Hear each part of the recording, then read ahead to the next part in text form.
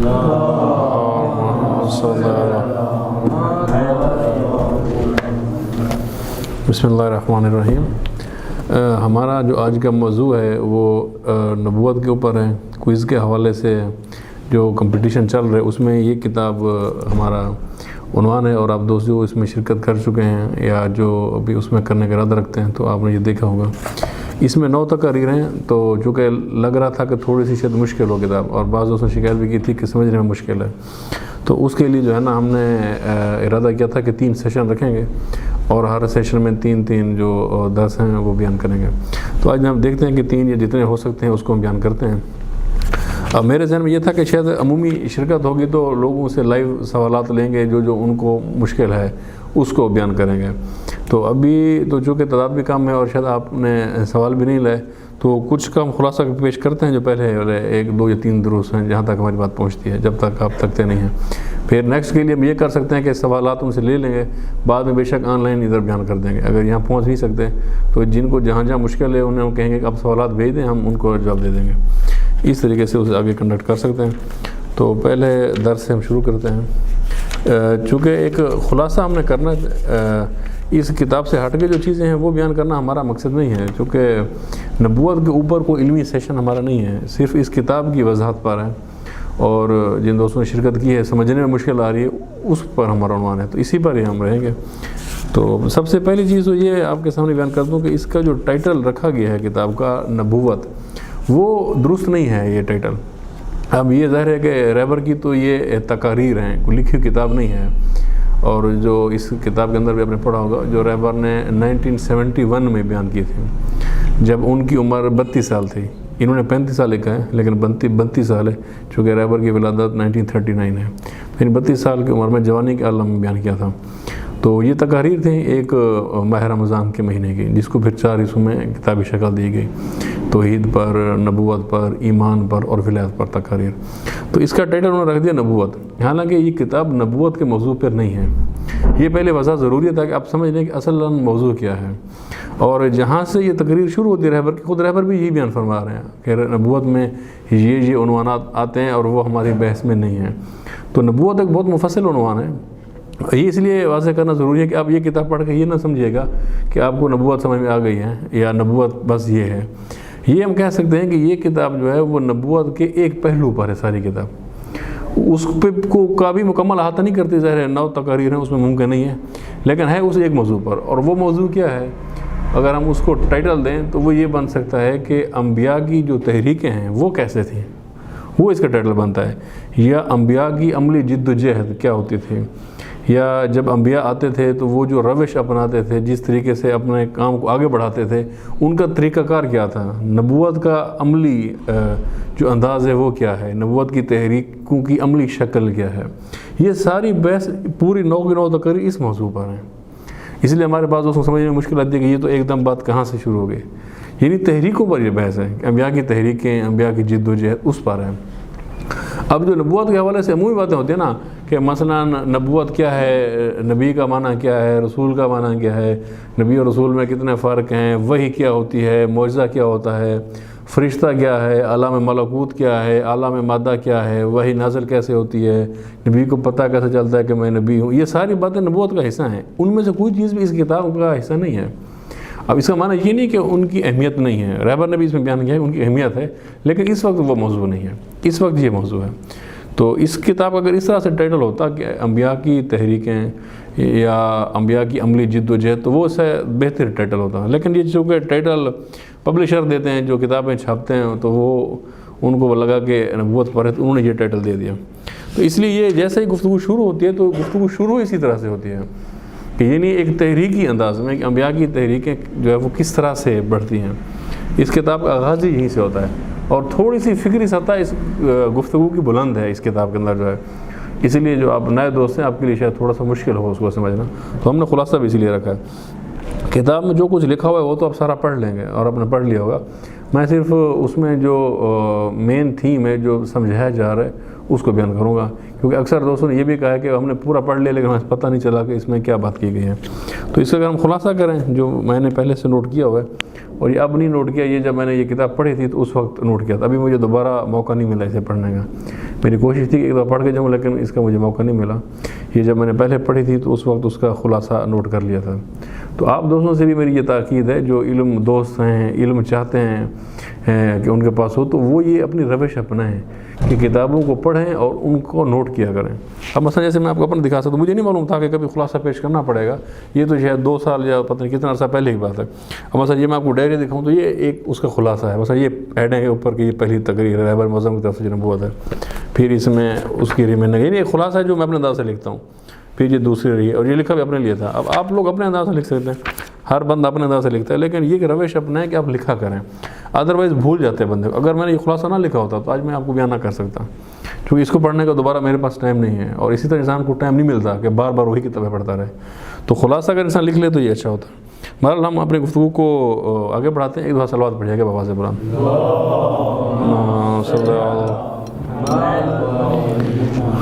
اچھا، پہلے جو بحث شروع ہوتی ہے وہ اس سے ہوتی ہے کہ فلسفہ نبوت کیا ہے، شروع ہی فلسفے سے ہوتی ہے۔ فلسفے کا نام سنتے ہی آپ اکثر ڈر جاتے ہیں کہ پتہ نہیں یہ تو فلسفہ آ گیا ہے تو پتہ نہیں کیا ہے۔ فلسفہ یعنی عاقلانہ طور پر کسی کا وجود عاقلانہ طور پر عقلی دلائل سے ثابت کرنا، اس کو فلسفہ کہتے ہیں۔ اب فلسفہ نبوت یعنی نبوت کی ضرورت کیوں ہے یا نبی کیوں ہونا چاہیے۔ مثلا ہمارے جو اصول دین ہیں وہ کتنے ہیں؟ 5 ہیں، تو اس میں سے تیسرا اصل کیا ہے؟ ہمارا نبوت ہے۔ اور اگر ایک نبوت کو نہ مانے تو انسان کیا ہو جائے گا؟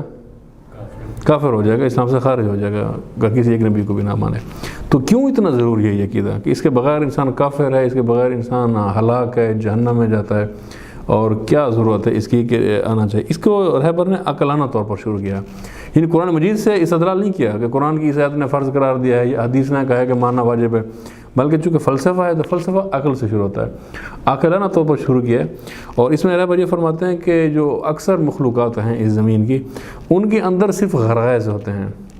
آپ نے لفظ پڑھا ہوگا تو مشکل ہوگی غرائز کیا بولا ہوتا ہے، غین را الف پھر حمزہ اور زی، غرائز کہ غریزے سے، کہ یہ غرائز ان کے اندر پائے جاتے ہیں، غریزے کی جمع ہے غرائز، اور وہ اس کے ذریعے زندگی گزارتے ہیں۔ تو آپ میں سے اکثر دوستوں نے ایف ایس سی کر لیے یا کچھ کر لے ہیں، تو ایف ایس سی میں بھی ہے، ٹاپک بایولوجی میں ہے، میٹرک میں بھی ہے کہ ایک لفظ استعمال ہوتا ہے انگلش میں انسٹنکٹ، آپ نے پڑھا ہوگا وہ لفظ، انسٹنکٹ سے آگاہ ہیں۔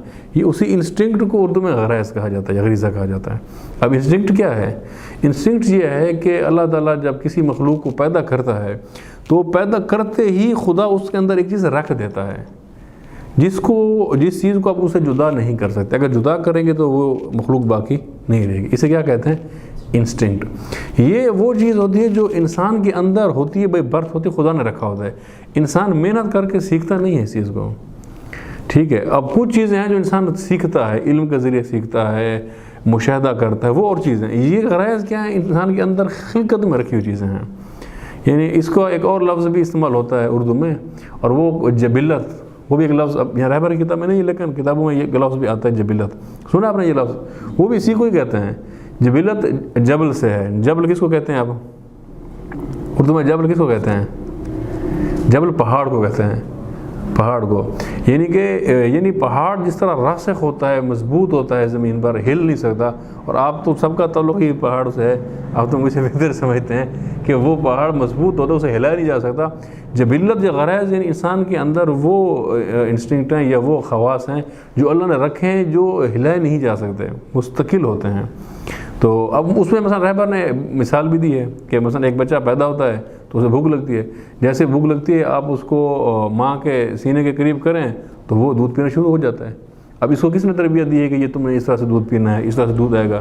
کسی نے بھی نہیں دیا، یہ انسٹنکٹ یہ اللہ نے اس میں رکھی ہے۔ اور جتنے حیوانات ہیں ان میں یہ انسٹنکٹ زیادہ ہے، باقیوں کے اندر بھی ہے۔ اب مثلا جیسے اسی میں رہبر نے ایک مثال دی ہے شہد کی مکھی کی، سورہ نحل کی ایسے شروع کیا ہے، تو اس میں مثال دی ہے شہد کی مکھی کی۔ ایک دو صلوات پڑھیے گا بہت سے بلند۔ تو اس میں نا رہبر نے ایک مثال دی ہے شہد کی مکھی کی۔ رہبر یہ فرماتے ہیں کہ جب شہد کی مکھی کو آپ زمانے قدیم سے دیکھیں، ہزاروں سال پہلے دیکھیں، اس وقت بھی شہد کی مکھی جب آتی تھی تو یہی کام کرتی تھی جو اب کرتی ہے۔ ایک مثال دی ہے، مثلا کیا کرتی ہے کہ وہ اڑتی ہے، مختلف جگہوں پر رس چوستی ہے، اور اس کے بعد ایک چھتا بناتی ہے پہاڑوں پر، بلند جگہوں پر۔ اس کے چھتے کو آج کے زمانے کا جو چھتا اس کو دیکھیں، اور جو زمانے قدیم میں چھتا بناتی تھی 10,000 سال پہلے، آپ کو اس میں ذرا برابر فرق نظر نہیں آئے گا۔ اب یہ شہد کی مکھی کو کس نے کہا ہے کہ یہ چھتا بناؤ؟ کس نے کہا ہے؟ یہ اس کے اندر غریزہ ہے، یہ جبلت ہے، یہ کس نے رکھا ہے؟ اللہ نے رکھا ہے، جس کو خدا نے سورہ نحل میں یہ آیت 69 میں اس طرح سے بیان کیا کہ ہم نے شہد کی مکھی کو وحی کی ہے۔ اب یہ آیات ساری یہاں موجود ہے کتاب میں، اس لیے میں نہیں پڑھ رہا، صرف سمجھانا مقصد اس کنسیپٹ کو، یعنی کہ جس میں خدا یہ فرماتا ہے کہ ہم نے شہد کی مکھی کو وحی کی کہ تم اس طرح سے رس چوسو، اونچی اونچی جگہوں پر چھتے بناؤ، پھر ہم اس میں شفا رکھی۔ اب یہاں وحی سے کیا مراد ہے؟ یہاں وحی سے مراد یہ نہیں کہ کوئی نبی اس پہ اترا، وحی یہ نہیں کہ ہم نے اس کو ایک پیغام دیا اور وہ پیغام کس شکل میں ہے؟ جبلت کی شکل میں ہے، یعنی اس کے اندر یہ چیز ہم نے رکھ دی، اس کی خلقت میں رکھ دی ہے۔ اب شہد کی مکھی کو کسی ہادی کی، کسی رہبر کی ضرورت نہیں ہے۔ کیوں نہیں ہے؟ وہ اس غریزے سے اپنا کام کر رہی ہے۔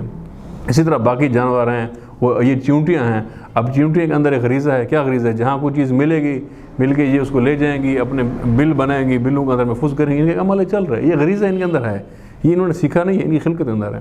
تو اکثر مخلوقات اسی طرح سے چل رہی ہوتی ہیں۔ انسان کے اندر بھی غریزہ ہے، البتہ کم ہے، زیادہ نہیں ہے۔ اس کی وجہ یہ کہ انسان اعلیٰ سطح کی مخلوق ہے، جو جتنی کم سطح کی مخلوق ہے اس میں غریزہ زیادہ ہے، اور غریزے کے ذریعے ہی ہدایت پاتے ہیں۔ یعنی جو کچھ اب شہد کی مکھی کر رہی ہے یہ ہدایت ہے، یہ عبادت ہے شہد کی مکھی کے لیے۔ کیوں عبادت ہے؟ کیونکہ خدا نے اسے اسی کام پہ لگایا اور وہ اسی کام پہ لگی ہوئی ہے۔ اب یہ جو کہا جاتا ہے کہ پوری کائنات خدا کی تسبیح کر رہی ہے، قرآن مجید میں ہے نا کہ ساری کائنات خدا کی تسبیح کرتی ہے، اسے کیا معنی ہے؟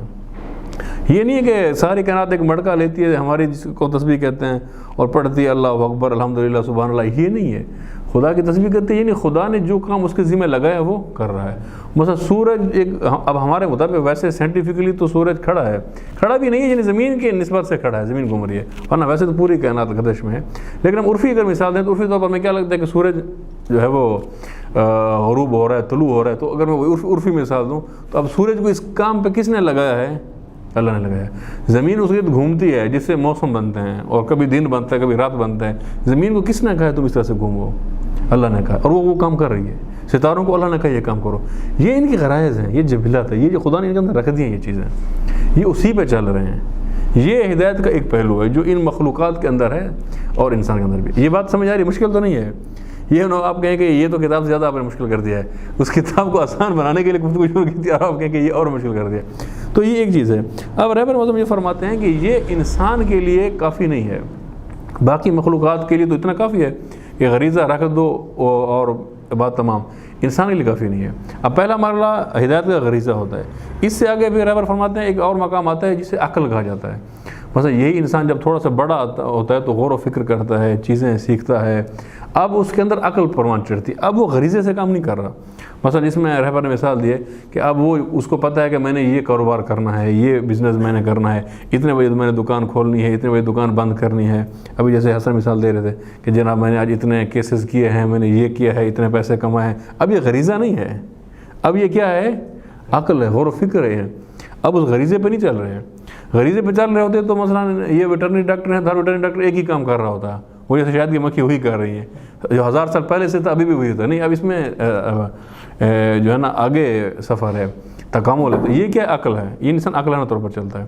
اب رہبر فرماتے ہیں اس سے یہ بھی کافی نہیں ہے، اس سے ہدایت انسان کے لیے اس سے آگے جانا پڑتا ہے۔ عقل کیوں کافی نہیں ہے؟ اس پر پھر رہبر مثلا 2 دلائل دیتے ہیں۔ یہ اسی کتاب سے پڑھ رہا ہوں، آپ سارے ایسے دیکھ رہے ہیں جیسے میں کوئی نئی باتیں بتا رہا ہوں۔ اگر آپ نے کتاب پڑھی تو یہ اس کتاب سے ہٹ کے جو باتیں وہ نہیں کر رہا، حالانکہ اسی موضوع پر اور باتیں ہو سکتی ہیں، لیکن اسی کتاب کو خلاصہ جانے گا۔ اس میں پھر رہبر مطلب یہ فرماتے ہیں کہ یہ عقل اب انسان کے لیے کیوں کافی نہیں ہے؟ عقل اس لیے کافی نہیں ہے کیونکہ انسان کا جو عقل ہے وہ محدود ہے، اور جو انسان کا ہدف ہے، انسان کا مقصد ہے، یا انسان کی جو ضروریات ہیں وہ کیا ہیں؟ لامحدود ہیں۔ لہٰذا محدود چیز کے ذریعے آپ لامحدود چیزوں کو اوپر قانون نہیں بنا سکتے۔ ایسا ہے یا نہیں ہے؟ اس لیے رہبر فرماتے ہیں اب کسی تیسرے ہاتھ کی ضرورت ہے۔ تیسرا سے کیا مراد ہے؟ یعنی یہ غرائز اور عقل سے ہٹ کر کوئی غیبی ہاتھ ہو۔ غیبی ہاتھ یعنی عالم ملکوت سے، عالم غیب سے اب ہمیں ہدایت ملے، کیونکہ ہماری ضرورتیں جو ہے وہ لامحدود ہے، عقل ہماری محدود ہے۔ تھوڑا سا آگے آ جائیں تاکہ پیچھے والے دوستوں کو تھوڑا مشکل نہ ہو۔ ابھی جگہ کافی ہے، اس کیمرے سے مسئلہ نہیں ہوتا، آپ ریلیکس ہو جائیں، کیونکہ ریلیکس بیٹھیں گے تو گفتگو بھی مزہ آئے گا، ورنہ نہیں۔ تو اس لیے پہلی دلیل رہبر یہ دیتے ہیں کہ عقل اس لیے کافی نہیں ہے کیونکہ عقل کیا ہے؟ محدود ہے۔ بے شک عقل کے اندر بہت صلاحیت ہے، خدا نے بنایا، لیکن عقل بہرحال محدود ہے، جبکہ انسان کی ضرورتیں لامحدود ہیں۔ اب اسی کی مثال دے دیں، مثلا ہم انسان کے لیے کوئی قانون بنا، اب یہ مثالیں میں سمجھانے کے لیے دے رہا ہوں، اس سے شاید کچھ باتیں ہٹ کے بھی ہوں۔ سمجھانے کی مثال دے رہا ہوں. مثلا ہم ایک انسان کے لیے قانون بنانا چاہیں تو ہم عقلانہ طور پر بھی قانون بنائیں اور انسان کے فائدے کے لیے بنائیں, تو اس میں ہم کتنی چیزیں ہیں جن کو ہم چھوڑ جائیں گے, یہ انسان کی ساری ضرورتوں کو مد نظر رکھیں گے. مثلا انسان کے اندر روح ہے, حقیقت انسان روح ہے, ہمیں روح کا پتہ ہی نہیں ہے, اس روح کے تقاضوں کو ہم جانتے ہی نہیں ہیں. ہم تو صرف جسم کے لیے بنائیں گے کہ یہ جسم ہے, اس کا پیٹ بھرا جائے, اس کو کھایا جائے, سکون بنایا جائے, اس پہ بنائیں گے, روح کو چھوڑ دیں گے. انسان کا ہدف, انسان کا مقصد نہیں ہم بنا پائیں گے. لہٰذا انسان جو ہے وہ اس کی ضرورتیں لامحدود ہیں, عقل محدود ہے, اس لیے رہبر فرماتے ہیں اس کو ہدایت کے لیے غیب سے رہنمائی کی ضرورت ہے. اور دوسری رہبر یہ مثال دیتے ہیں کہ یہ جو عقل ہے, عقل کے ذریعے اگر آپ تاریخ کا مطالعہ کریں تو عقل نے کبھی بھی مسائل حل نہیں کیے. یعنی اگر صرف عقل ہو, ہدایت نہ ہو غیبی, تو صرف عقل کی بنیاد پر جو مکتب بنے, اسکول آف تھاٹ بنے, انہوں نے کبھی بھی انسانیت کے مسائل حل نہیں کیے, بلکہ کئی مکاتب ایک دوسرے سے صف آ رہے ہیں, لڑتے رہے ہیں. لہٰذا اس سے تجرباتی طور پر بھی یہ بات ثابت ہوتی ہے کہ عقل کافی نہیں ہے. ہاں, اس کا معنی یہ نہیں ہے کہ عقل کی ضرورت نہیں ہے, اہمیت نہیں ہے. مکتب تشریح میں عقل کی بنیادی اہمیت ہے. یہاں صرف یہ بات ہو رہی ہے کہ عقل کافی نہیں ہے, یعنی عقل بھی جو ہو, عقل کے اوپر بھی کوئی چیز چاہیے. اس کا معنی یہ نہیں کہ ہم نفی کر رہے ہیں. اب ہمارے یہاں بعض مکاتب ہیں ایسے تشیع سے ہٹ کے جو ہیں, وہ کہتے ہیں عقل کی کوئی ضرورت نہیں ہے, بس سب حکم ہوگا جو ہوگا, انسان کی عقل کی کیا ضرورت ہے. وہ تو انسان کو یعنی ایک حیوانی لیول پر لے آتے ہیں. عقل کی اہمیت ہے, یہ نہیں کہ عقل کی اہمیت نہیں ہے, لیکن عقل کافی نہیں ہے. آپ بات سمجھ رہے ہیں؟ تو یہ دو دلائل رہبر دیتے ہیں. اور اس کے بعد فرماتے عقل کے حوالے سے پھر امیر المومنین کا مشہور جو فرمان ہے اس کو بیان کرتے ہیں, کہ جس میں امیر المومنین کا جو خطبہ ہے نہج البلاغہ میں, جس میں امام یہ فرماتے ہیں کہ اللہ تعالیٰ نے انبیاء کو اس لیے بھیجا تاکہ عقل کے دفینوں کو باہر نکالیں. دفائل العقول کا لفظ امام نے استعمال کیا, یعنی عقل جو دفن ہو جاتی ہے, انبیاء آئیں اور اس کو کیا کریں, اس کو اٹھائیں. یعنی یہ عقل اللہ تعالیٰ انسان کو دیتا ہے رہنمائی کے لیے, ہدایت کے لیے. انسان ادھر آتا ہے تو یہ عقل دفن ہو جاتی ہے. کس چیز میں دفن ہو جاتی ہے؟ انسان کے معاشرات میں, انسان کے رسم و رواج میں, انسان کی خواہشات میں, انسان کی نفسیانی چیزوں میں. ظاہر ہے اللہ نے انسان کو صرف عقل تو نہیں دیا, عقل کے ساتھ ہوس بھی دی ہے, یعنی شہوت بھی دی ہے, ساتھ میں غضب بھی دیا ہے, وہم بھی دیا ہے, یہ بلائیں بھی تو ساتھ ہیں. اب یہ بات حاوی ہو جاتی ہے عقل کے اوپر, تو یہ عقل کیا ہو جاتا ہے, دفن ہو جاتا ہے. اب عقل ہے لیکن یہ دفن شدہ ہے, یہ استعمال نہیں. اب انبیاء کیا کرتے ہیں, اسی عقل پر پڑی دھوڑ کو اٹھاتے ہیں, اس کو صاف کرتے ہیں, اسی کو پروان چڑھاتے ہیں. یعنی انبیاء کے آنے کا جو مقصد ہے وہ عقل کو کالعدم قرار دینا نہیں ہے. یعنی انبیاء کا یہ نہیں کہتے کہ عقل کی ضرورت نہیں ہے, عقل کی چھٹی, بس جو ہم نے کہا اس پہ ماننا ہے, بلکہ عقل کی ہی رہنمائی کرتے ہیں. جہاں عقل نہیں جا سکتی وہاں انبیاء اسے لے جاتے ہیں. جو چیز عقل کی سمجھ میں نہیں آ رہی ہوتی انبیاء اسے وہ سمجھاتے ہیں. یعنی یہ اس سے ایک تیسرا درجہ آ جاتا ہے. آپ کو مشکل تو نہیں لگ رہی بات, سمجھ آ رہی ہے؟ اب تک آپ دوبارہ کتاب پڑھیں گے تو سمجھ لگے گی. تو اب تک یہاں سے ہم ایک جو ہے نقطہ نکالتے ہیں, اس کتاب میں نہیں ہے لیکن سمجھانے کے لیے یہاں سے ہم ایک نقطہ نکال سکتے ہیں. اگر انبیاء کی تحریکوں کو دیکھیں تو یہاں سے ہمیں یہ معنی سمجھ میں آتا ہے کہ انبیاء کی تحریکوں کا جو مقصد ہے وہ عقلوں کو پروان چڑھانا ہے, عقلوں کو کالعدم قرار دینا نہیں ہے. جب بھی کوئی نبی تحریک چلائے گا, اس نبی کا نائب تحریک چلائے گا یا اس نبی کا ماننے والا تحریک چلائے گا, اس کے اندر یہ ایلیمنٹ لازمی ہوگا. کون سا ایلیمنٹ؟ کہ عقل کو پروان چڑھایا جائے گا, عقل کو کالعدم قرار نہیں دیا جائے گا. اور یہ بھی نہیں کہا جائے گا کہ عقل کافی ہے, نہیں, عقل کو ہدایت کی ضرورت ہے, لیکن عقلوں کو پروان چڑھایا جائے گا, عقلوں پر پڑے ہوئے گرد و غبار کو اتارا جائے گا, اور بار بار اسے کہا جائے گا کہ عقل کرو, غور و فکر کرو, تعقل کرو. یہ نہیں کہا جائے گا کہ تم پاگل ہو, جاہل ہو, تمہیں کیا ہے, تم خاموش رہو, بس یہ حکم ہے تو اس کو ماننا ہے, اس کے علاوہ نہیں. ایسا نہیں ہے. یعنی عقول کو کیا کرایا جائے گا, پروان چڑھایا جائے گا. لہٰذا یہ ایک علامات ہے انبیاء کی تحریکوں کے. لہٰذا اس میں فلسفہ نبوت میں رہبر شروع ہی سے کرتے ہیں. تو اب تک کوئی بندہ بتا سکتا ہے کہ رہبر نے انبیاء کے آنے کی جو ضرورت ہے وہ کیا بیان کی ہے؟ کوئی بندہ اس کا خلاصہ آپ میں سے بتائے تاکہ مجھے پتہ چلے آپ کو سمجھ بھی لگے یا نہیں لگے. ہمارا مقصد میں اس کتاب کو کور کرنا نہیں ہے. کمپٹیشن ہے, کمپٹیشن میں آپ میں سے جو دوست ٹاپ کریں گے اچھی بات ہے, انہیں انعام بھی ہوگا اور اچھی بات ہے, لیکن ہدف ٹاپ کرنا نہیں ہے, ہدف اس کو سمجھنا ہے. اگر آپ کو نبوت سمجھ آ جائے, اور نبوت سے مراد یہ جو انبیاء کی تحریکیں جو موضوع ہے یہ آپ کو سمجھ آ جائے, بے شک آپ کمپٹیشن میں مجھے نہ بھی لے سکیں تو آپ کا ہدف پورا ہو جائے گا. اور بالفرض آپ جیت جائیں وہاں سے, لیکن آپ کو کنسیپٹ نہ ہو, اس کو کوئی فائدہ نہیں ہے, کیونکہ آگے میشر میں یہ انعام تو کام نہیں آئے گا, یہ ٹرافی کام نہیں آئے گی, یہ تو ایک بہانہ ہے اس کے ذریعے پیغام پہنچانے کا. اصل یہ ہے. تو اب تک سمجھ لگی آپ کو؟ اس سے ہٹ کے بھی اگر آپ کے ذہن میں سوال ہو تب کر سکتے ہیں, جو کا مقصد ہمارا کنسیپٹ کلیئر کرنا ہے. اسی لیے میں چاہ رہا تھا کہ زیادہ دوست بھی ہوں تو اس کا یہی فائدہ ہونا تھا کہ جو سوالات آئیں گے اس میں بات ہو سکتی ہے. تو کون سا بندہ ہے نا وہ خلاصہ کرے گا؟ افروز تم خلاصہ کرو. اب تک کہ انبیاء کیوں آتے ہیں، کیا ضرورت پڑتی ہے انبیاء کے آنے کی؟ یہ کہ ضرورت اس لیے پڑی کیونکہ جتنے بھی لوگ دنیا میں عقل اور اس کے اندر جو غزیرہ تھوڑی بہت ہے وہ کافی نہیں ہے وہ تکمیل تک پہنچ سکے. ٹھیک ہے، اس کو تکمیل تک جانا ہوتا ہے کیونکہ ہر ایک انسان میں ابھی جو غزیرہ کی بات آنی چاہیے اس میں چونکہ وہی ایک سرکل میں ہوتا ہے، لیکن انسان اس سے بڑھ کر وہ اس غریزے میں نہیں بلکہ وہ اس سے آگے عقل کو استعمال کرتے آگے جاتے ہیں، لیکن اس عقل اس لیول پہ نہیں ہے کہ وہ سمجھ سکے چیزوں کو غور کر سکے.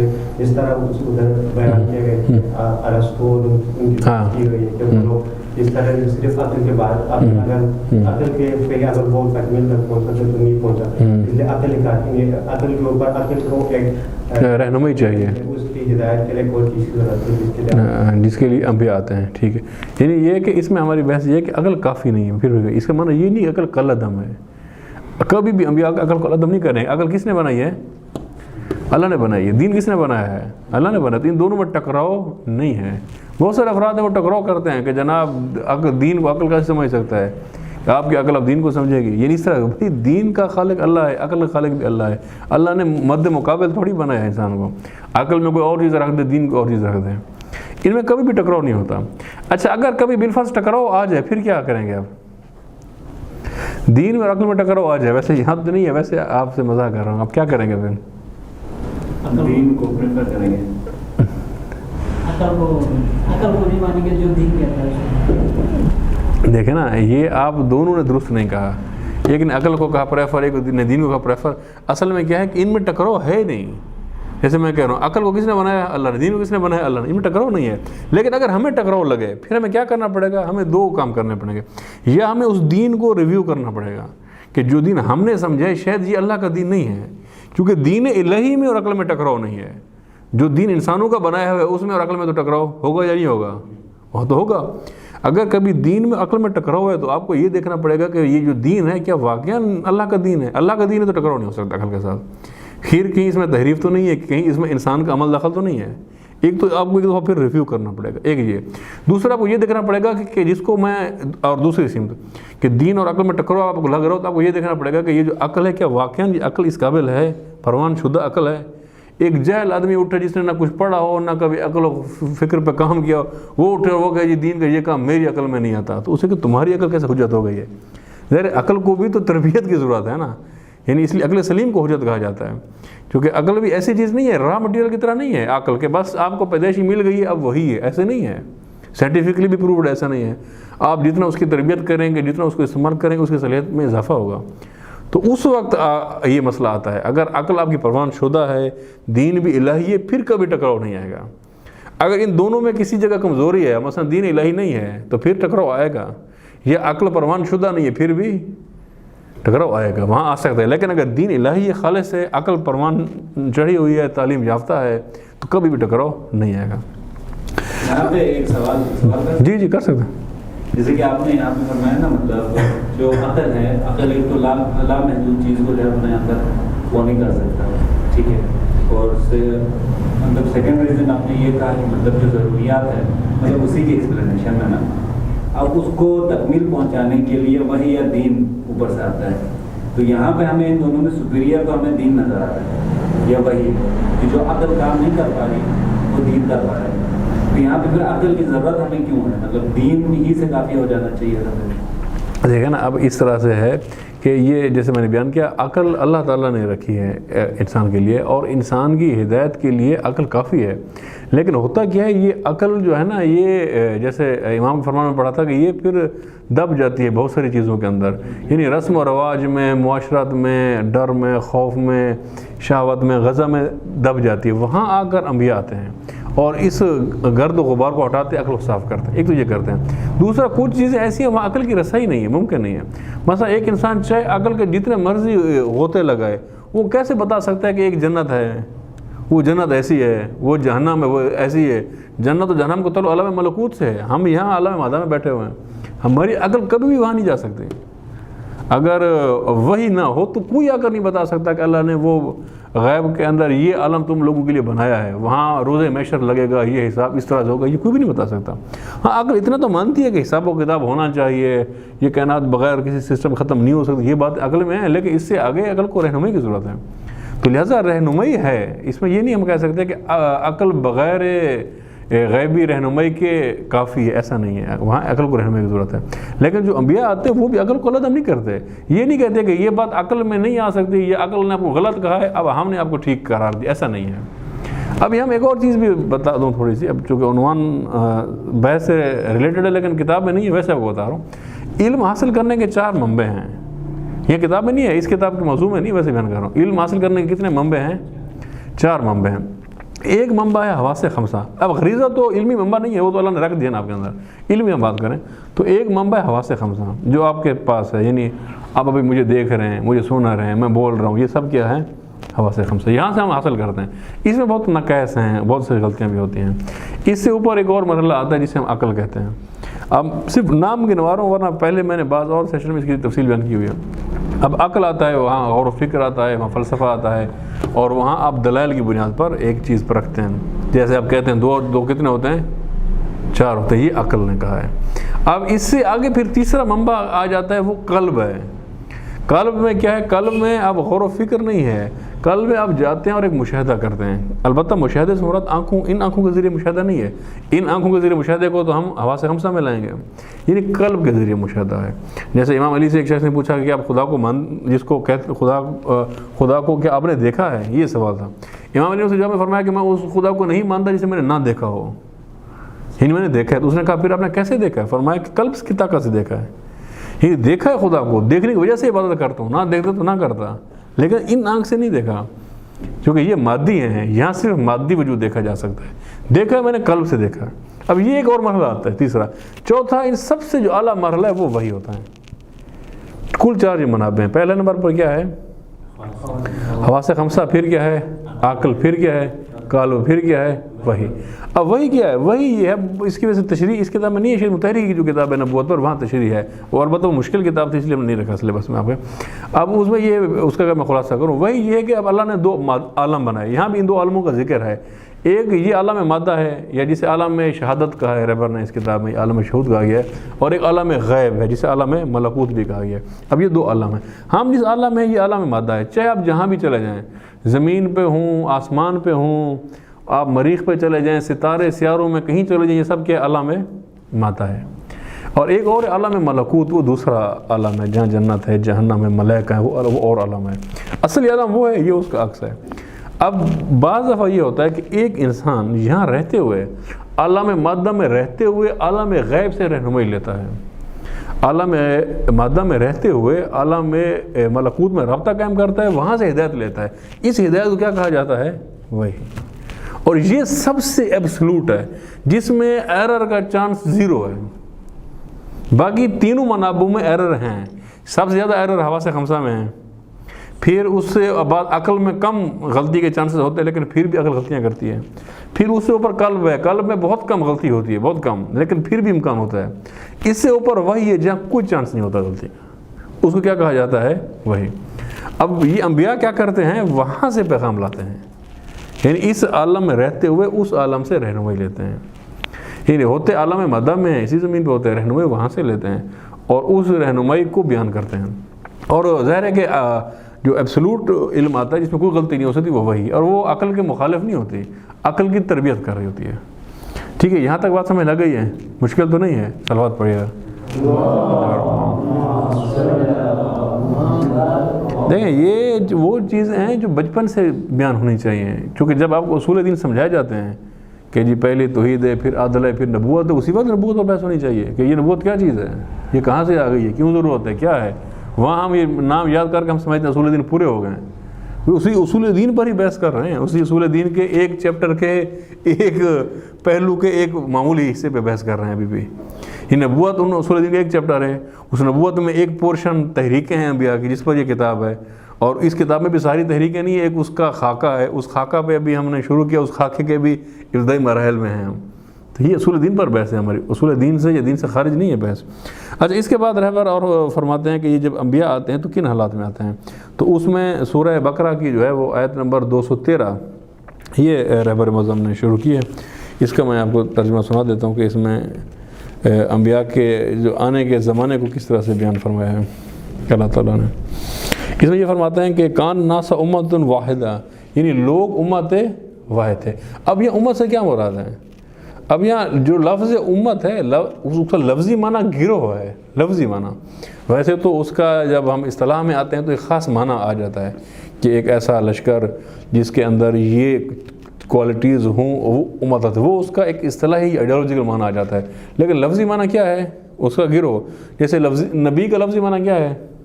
لفظی معنی خبر دینے والا، مخبر، اس کو کیا کہتے ہیں؟ نبی۔ رسول کا لفظی معنی کیا ہے؟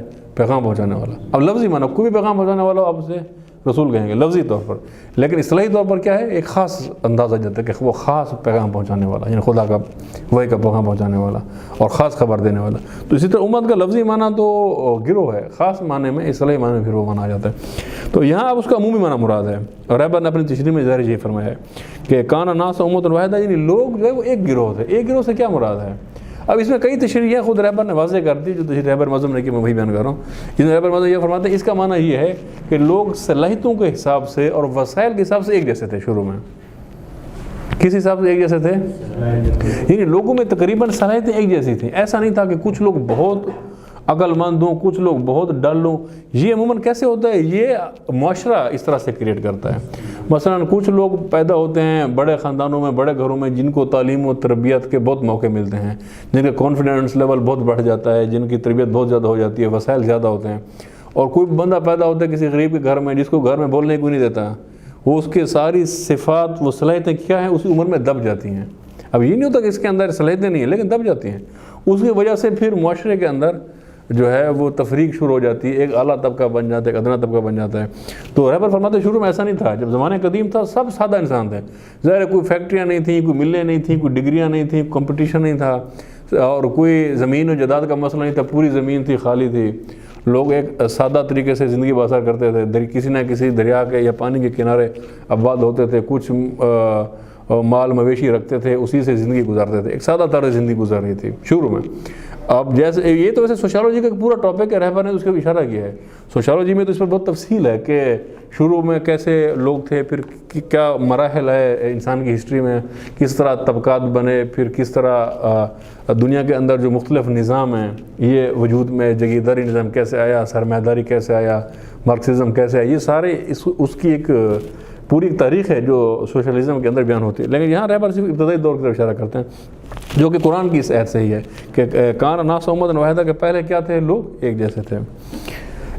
اور اس کے بعد کیا ہوا؟ اس کے بعد یہ ہوا کہ ان کے درمیان اختلاف پیدا ہوا۔ اب یہ آیت میں پوری ہے، مجھے شاید صحیح ترتیب سے نہیں لکھی ہوئی، تو میں ڈائریکٹ قرآن سے پوری آیت آپ کے سامنے پڑھ دیتا ہوں، شاید اینڈ پہ ہو، درمیان میں تو میں ایک منٹ، یہ میں نے شاید اس کا اسکرین شاٹ لیا ہوا ہے تو آپ کو بیان کرتا ہوں۔ ٹھیک ہے جی، کان الناس امۃ واحدہ، یعنی لوگ کیا تھے کہ امت واحد ہے۔ فبعث نبیین مبشرین ومنذرین وانزلنا معهم الکتاب بالحق لیحکم بین الناس فیما اختلفوا فیہ۔ ٹھیک ہے، یعنی اس کے بعد کیا ہوا؟ اس کے بعد ہم نے انبیاء کو بھیجا۔ وہ انبیاء کیا تھے؟ وہ مبشر تھے، وہ نذیر تھے۔ اب مبشر کا معنی کیا ہے، نذیر کا معنی کیا ہے، یہ بہت اور اس کی تفصیل مانگتا ہے۔ اب ظاہر ہے وہ اس کتاب میں نہیں ہے تو ہم بات کو نہیں پھیلاتے، فی الحال آپ مبشر اور نذیر ہی سمجھ رہے ہیں۔ مبشر کو مبشر کہیں، نذیر کو نذیر کہیں، جب معنی کریں گے تو پھر ہیں۔ فی الحال وہ معنی نہیں کرنا کہ خوشخبری سنانے والا اور ڈرانے والا، وہ معنی نہیں کرنا، وہ معنی ٹھیک نہیں ہے۔ فبعث نبیین، پھر اس کے بعد خدا نے انبیاء کو بھیجا، وہ کیا تھے؟ مبشرین و منذرین، وہ بشیر بھی تھے اور نذیر بھی تھے۔ بس اب اتنا کرتا ہوں۔ وانزلنا معهم الکتاب، اور پھر اللہ تعالیٰ نے ان پر کتاب نازل کی۔ کتاب کس کو کہتے ہیں؟ اس کو کتاب نہیں کہتے۔ عربی کے اندر قرآن میں جو لفظ کتاب ہے تو اس کا معنی یہ نہیں ہوتا۔ کتاب کا کیا معنی ہے یہاں؟ جیسے کتاب آتے ہیں ہم یہ اس طرح سے سمجھتے ہیں۔ کتاب کہا جاتا ہے یعنی کوئی ایسا اصول، ایسا قانون جو تدوین شدہ ہو، جس کے گرد لوگ زندگی گزارتے ہوں۔ یعنی آپ اسے آئین کہہ سکتے ہیں، آپ اسے دستور کہہ سکتے ہیں، یا آپ اسے آئیڈیالوجی کہہ سکتے ہیں پورا، اس کے لیے لفظ کتاب استعمال ہوتا ہے۔ ٹھیک ہے، وَأَنزَلَ مَعَهُمُ الْكِتَابَ بِالْحَقِّ، پھر حق کے ساتھ اللہ نے ان کو پہ کتاب دی. کتاب یہ نہیں کہا کہ اب یہ اصول ہے، یہ قانون ہے، تم اس کے مطابق زندگی گزارو گے. بین الناس فیما اختلفوا فیہ لیحکم بین الناس، پھر یہ کتاب کیا کرے؟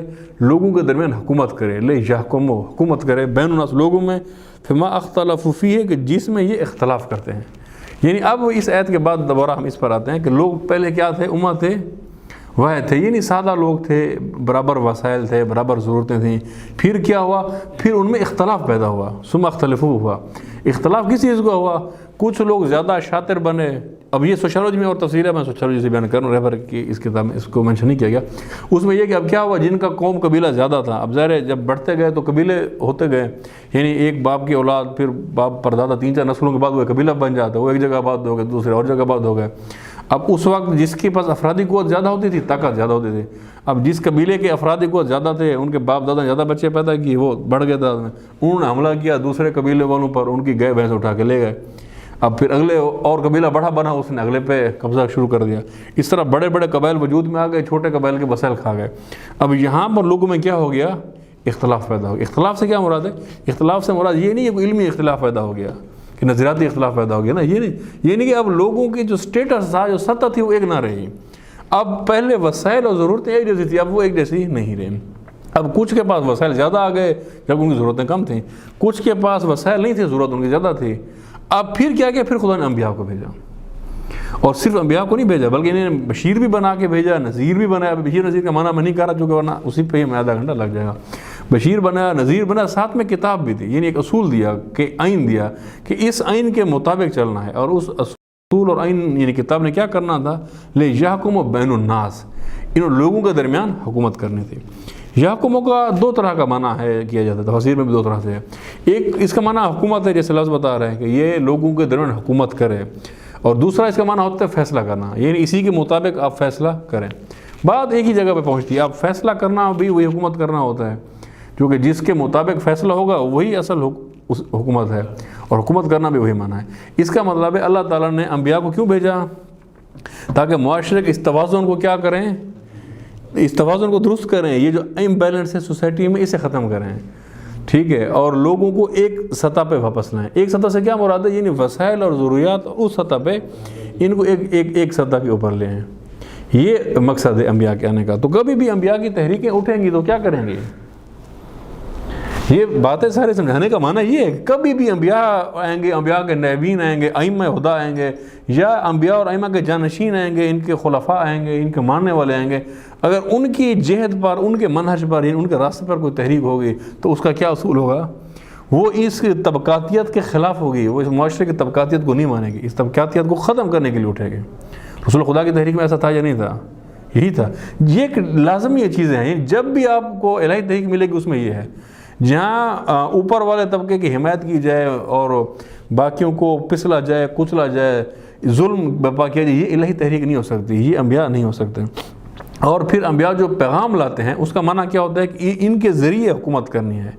انبیاء اس لیے نہیں آتے کہ لوگ حکومت کریں، انبیاء اس لیے نہیں آتے کہ لوگ پارلیمنٹ میں بیٹھیں اور ووٹنگ کے ذریعے فیصلہ کریں. انبیاء اس لیے نہیں آتے کہ انسان قانون سازی کریں، بلکہ کیا کرتے ہیں کہ یہ جو اللہ نے کتاب دی ہے، اس کتاب نے حکومت کرنی ہے. یعنی اللہ کے احکام کو نافذ کرنے کے لیے آتے ہیں، اللہ کی حکومت کو قائم کرنے کے لیے آتے ہیں. ظاہر وہ کتاب کس کی ہوتی ہے؟ اللہ کی ہے. اس میں کس کا فرمان ہے؟ اللہ کا. یعنی اللہ کی حکومت کو قائم کرنے کے لیے آتے ہیں. بس جب بھی انبیاء آتے ہیں زمین پر، ان کا مقصد کیا ہوتا ہے؟ الہی حاکمیت کا قیام ہوتا ہے، الہی نظام کا قیام ہوتا ہے، غیر طبقاتیت والے معاشرے کا قیام ہوتا ہے، طبقاتیت کی نفی ہوتی ہے. لہٰذا الہی تحریکیں جب بھی آئیں گی وہ جد و جہد کریں گی. کس بات پر جد و جہد کریں گی؟ کہ طبقاتیت ختم ہو، الہی حکومت قائم ہو، اللہ کی قانونی حکومت قائم ہو، خدا کے قانون کی حکومت قائم ہو. یہ خلاصہ تھا پہلی تقریر کا. اس میں اور زیادہ بحث سے زیادہ میں نے اس کا خلاصہ کیا کہ کوئی کنسیپٹ بیان نہیں ہے. آپ اگر کنسیپٹ سمجھ جائیں تو آپ یہ جو مقصد ہے پورا ہو جائے گا. مقصد تو کوئز نہیں ہے، مقصد تو جو ہے اس کا معنی یہ نہیں کہ میں یہ کہہ رہا ہوں مقصد کوئز نہیں تو آپ کوئز کی تیاری چھوڑ دیں. اس کا مقصد اصل مقصد معرفت نبوت ہے، یہ اس کا ایک بہانہ ہے. تو اسی پر پہلی تقریر اختتام ہوتی ہے. اسی میں کوئی سوال ہے آپ کا تو مجھے بتا دیں. وہ آپ نہ کتاب لائیں ہیں، نہ لکھ کے لائیں، ورنہ اگر آپ سوال بتاتے تو ہم بحث کر لیتے. پہلی تقریر اسی پہ ختم ہو جاتی ہے. اب آپ کو بات سمجھ لگ گئی. ابھی آپ جا کر یہ پہلی تقریر پڑھیں گے تو آپ کو سمجھ آئے گی یا نہیں آئے گی؟ ابھی جا کر اس کو پڑھنا ہے، پڑھیں گے تو سمجھ آئے گی. اور یہ صرف کوئز کے لیے نہ کریں. اگر بالفرض آپ کوئز کے لیے نہ بھی پڑھ سکیں بالفرض، یا آپ میں سے جو دوست کوئز میں نہیں بھی وہ بھی اس کو پڑھیں، چونکہ یہ ہدایت کا ایک لازمی جو ہے نا سلیبس ہے. آپ کے اصول دین میں نبوت ہے، اور ظاہر نبوت کی معرفت کے بغیر کیسے انسان آگے جائے گا. اور رائبر نے بہت کمال کلام بیان کیا اس کتاب کے اندر.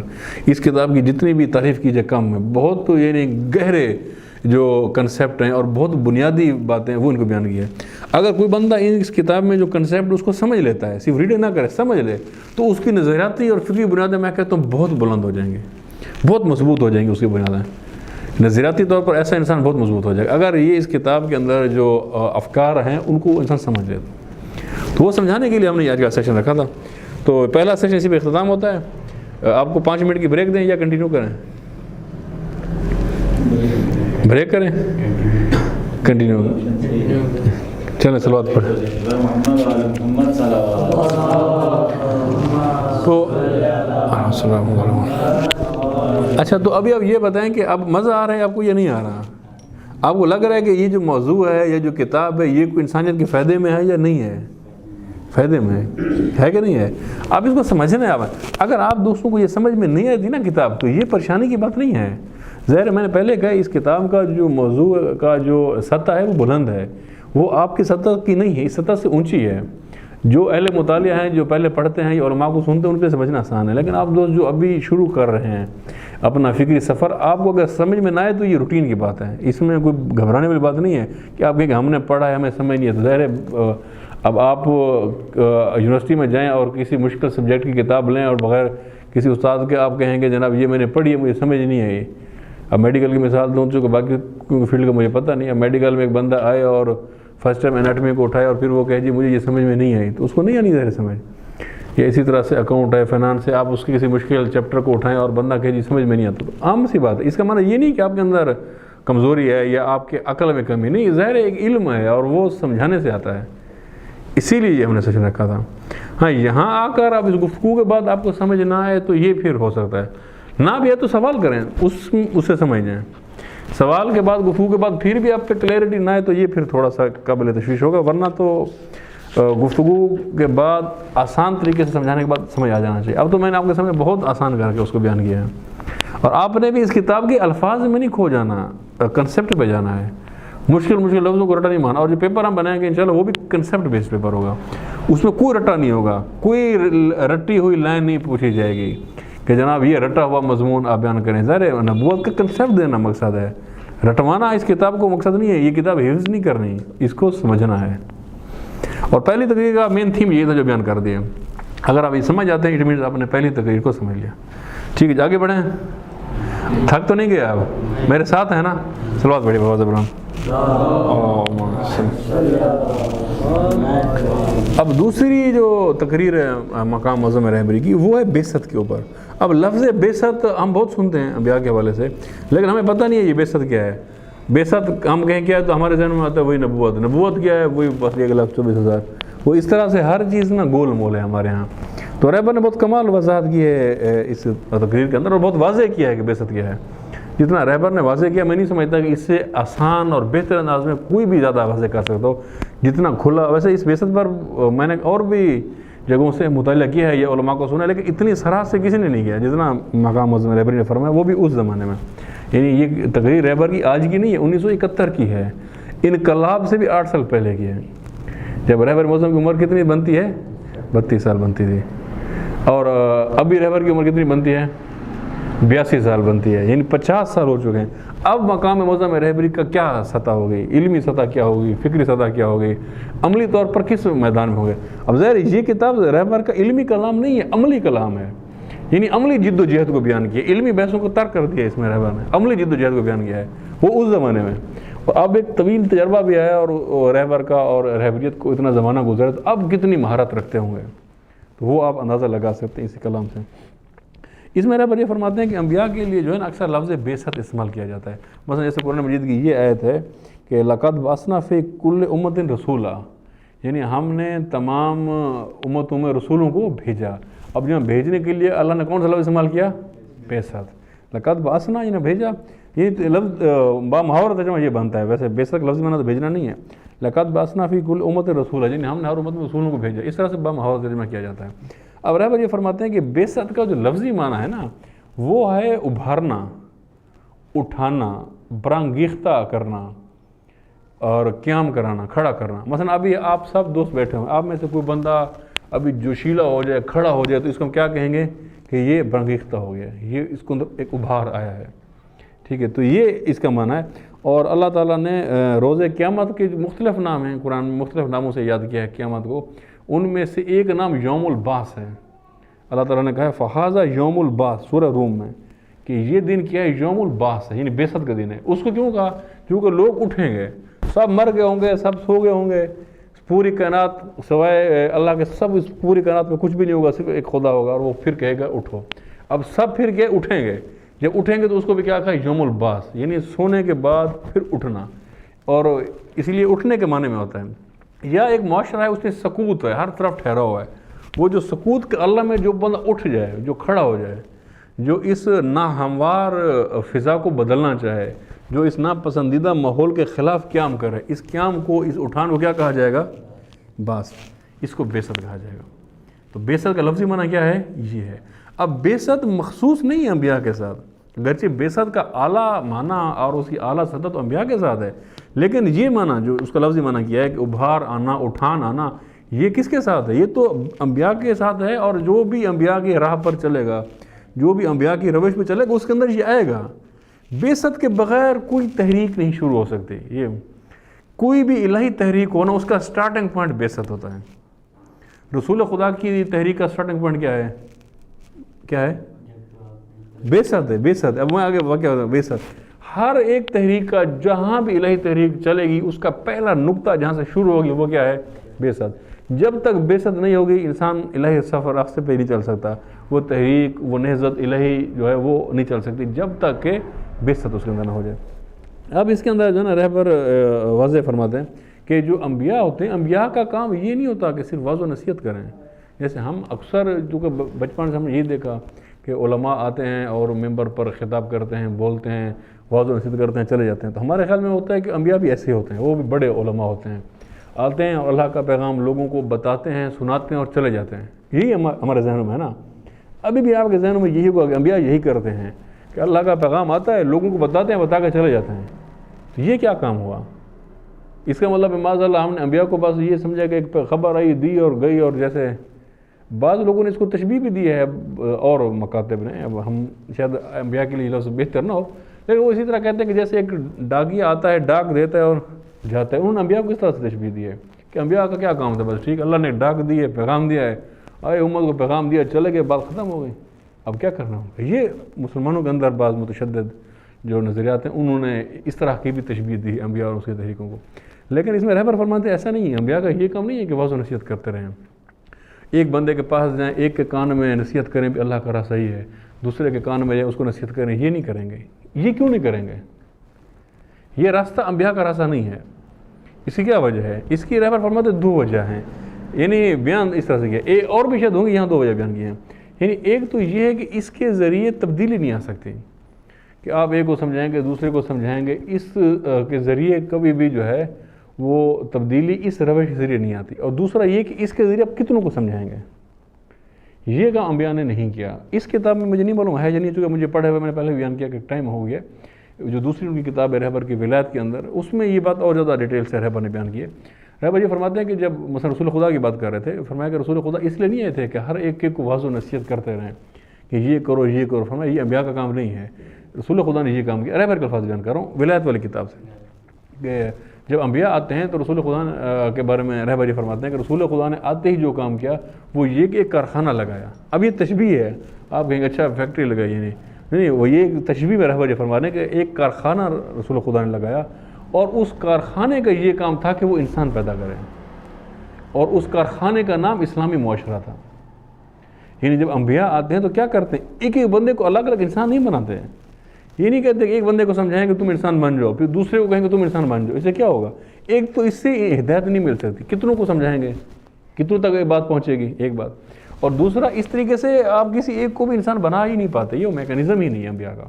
اور اس سے تربیت ہو بھی نہیں پاتی. انبیاء کیا کرتے ہیں, آتے ہی ایک معاشرہ بناتے ہیں اور وہ معاشرہ ہر ایک کو انسان بنا دیتا ہے.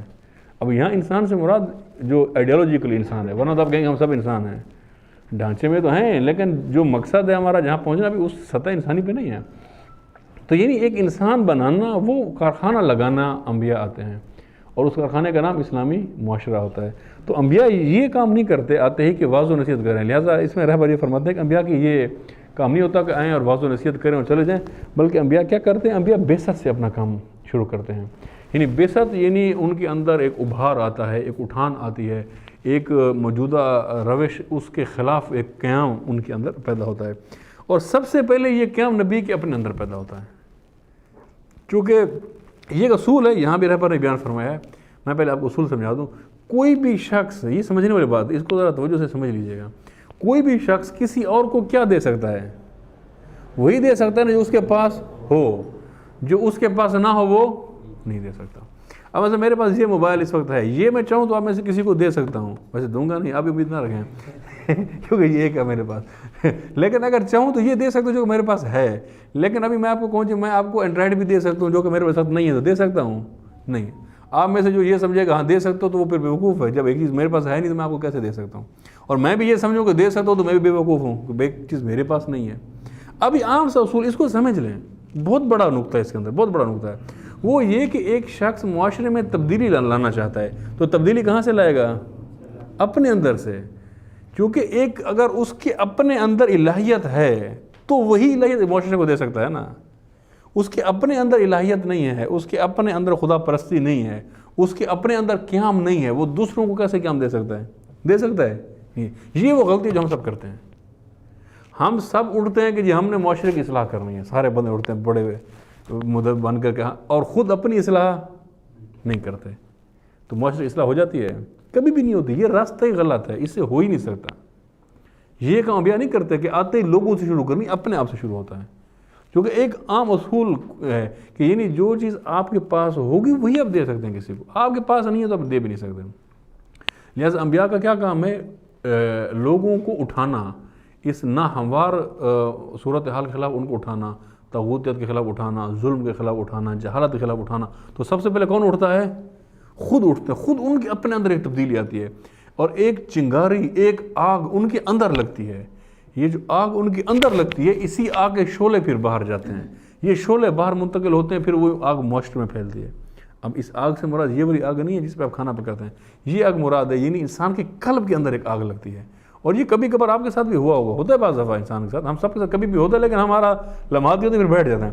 کئی دفعہ ہوتا ہے انسان کے اندر ایک آگ لگتی ہے, انسان کہتا ہے میں اٹھوں, میں قیام کروں اس نظام کے خلاف, اس شیطنت کے خلاف. اور وہی جو اس کے اندر ایک آگ ہوتی ہے, اس کے اندر ایک لاوا ہوتا ہے, اسی کو وہ منتقل کرتا ہے دوسروں کو. جتنی اس کے اندر زیادہ ہوگی اتنی ہی یہ معاشرے میں زیادہ ڈال سکے گا, جتنا یہ خود کمزور ہوگا اتنا ہی دوسروں کو کم کر پائے گا. یہ ہوتا ہے. اب اسی پر نا ایک بات ہمارے علماء نے بھی ایک تجزیہ کیا ہے, وہ یہ کہ امام خمینی سے پہلے بھی بڑے بڑے شخصیات گزرے ہیں جنہوں نے انقلابی تحریکیں چلی. امام کا معاصر مثلا بڑے بڑے نام تھے, مصر کے اندر کافی علماء گزرے, اور جمال عبد الناصر نے ایک قوم پرستی کے نام پر ایک استعمار مخالف تحریک چلائی, یاسر عرفات نے آزادی فلسطین کی تحریک چلی. ان سے پہلے کئی لوگ گزرے اسی زمانے میں, لیکن ان میں سے کوئی شخص بھی کامیاب نہیں ہو سکا تحریکوں میں. لیکن امام خمینی اٹھے, انہوں نے تحریک چلی اور وہ کامیاب ہوئے. اس کا تجزیہ بعض علماء نے یہ کیا کہ اس کی وجہ یہ تھی کہ باقی جتنے لوگوں نے بھی تحریکیں چلائی ہیں ان کے اپنے اندر کچھ نہیں تھا, یعنی اپنے اندر اصلاح کا عمل ان کا نہیں تھا, خود خالی تھے. تو نکلے جی ہم معاشرے اصلاح کریں گے, معاشرے میں نظام برپا کریں گے, تو وہ نہیں ہو پایا. امام خمینی کے اندر کیا کمال تھا یا ان سے کیا ڈفرینشیشن تھی کہ امام نے اپنے اندر انقلاب برپا کیا, پھر اسی انقلاب کو معاشرے میں منتقل کیا تو وہ منتقل ہو گیا. اگر امام کے اپنے اندر نہ ہوتا اور باہر انقلاب کرتے رہتے کبھی بھی نہ ہوتا.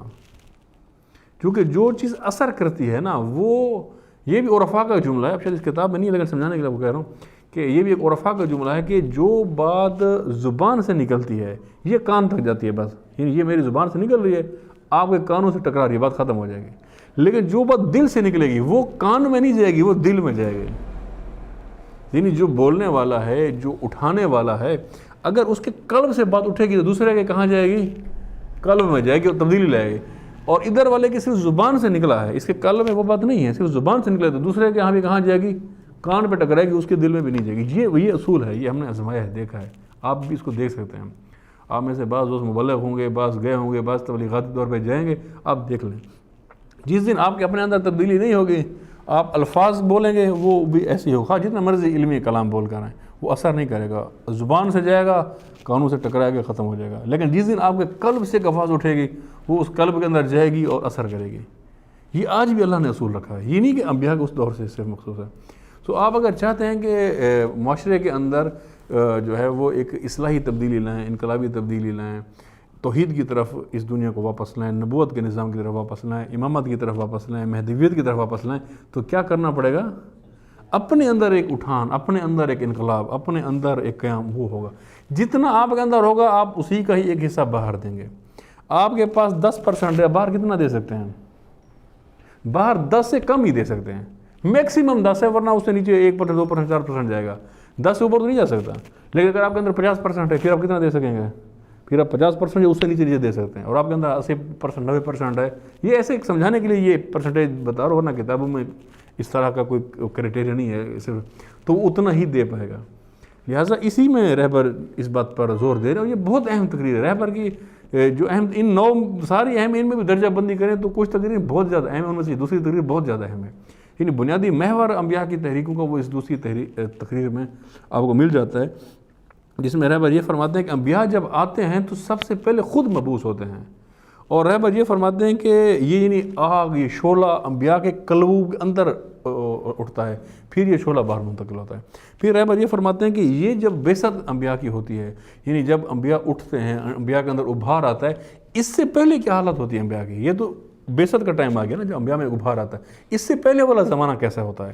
اس بار رہبر یہ فرماتے ہیں کہ اس سے پہلے انبیاء کے اندر 2 چیزیں ہوتی ہیں، 2 کامن پوائنٹس ہوتے ہیں سب انبیاء کے اندر، پھر اس کے بعد یہ بعثت ہوتی ہے۔ ان 2 میں سے رہبر یہ فرماتے ہیں ایک تو یہ ہوتا ہے کہ انبیاء کی جو صلاحیت ہے، جو ان کی کیپیسٹی ہے، استعداد ہے، وہ عام عوام سے زیادہ ہوتی ہے، یعنی غور اور اس کو آپ آج کے زمانے میں بھی لے آئیں۔ آج کے زمانے میں کیا لا سکتے ہیں کہ انبیاء کی تحریکوں کے فالوور میں اور عام انسانوں میں کیا فرق ہوگا؟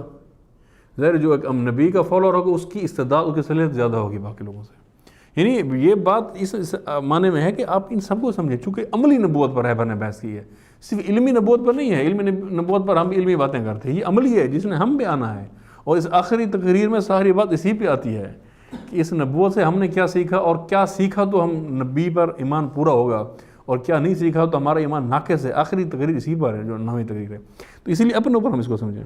اگر تو جو ایک شخص میں نے آپ کے سامنے بیان کیا، ایک چیز کو جو منتقل کرتا ہے وہی جو اس کے پاس ہوتی ہے، اس سے پہلے کیا عالم ہوتا ہے؟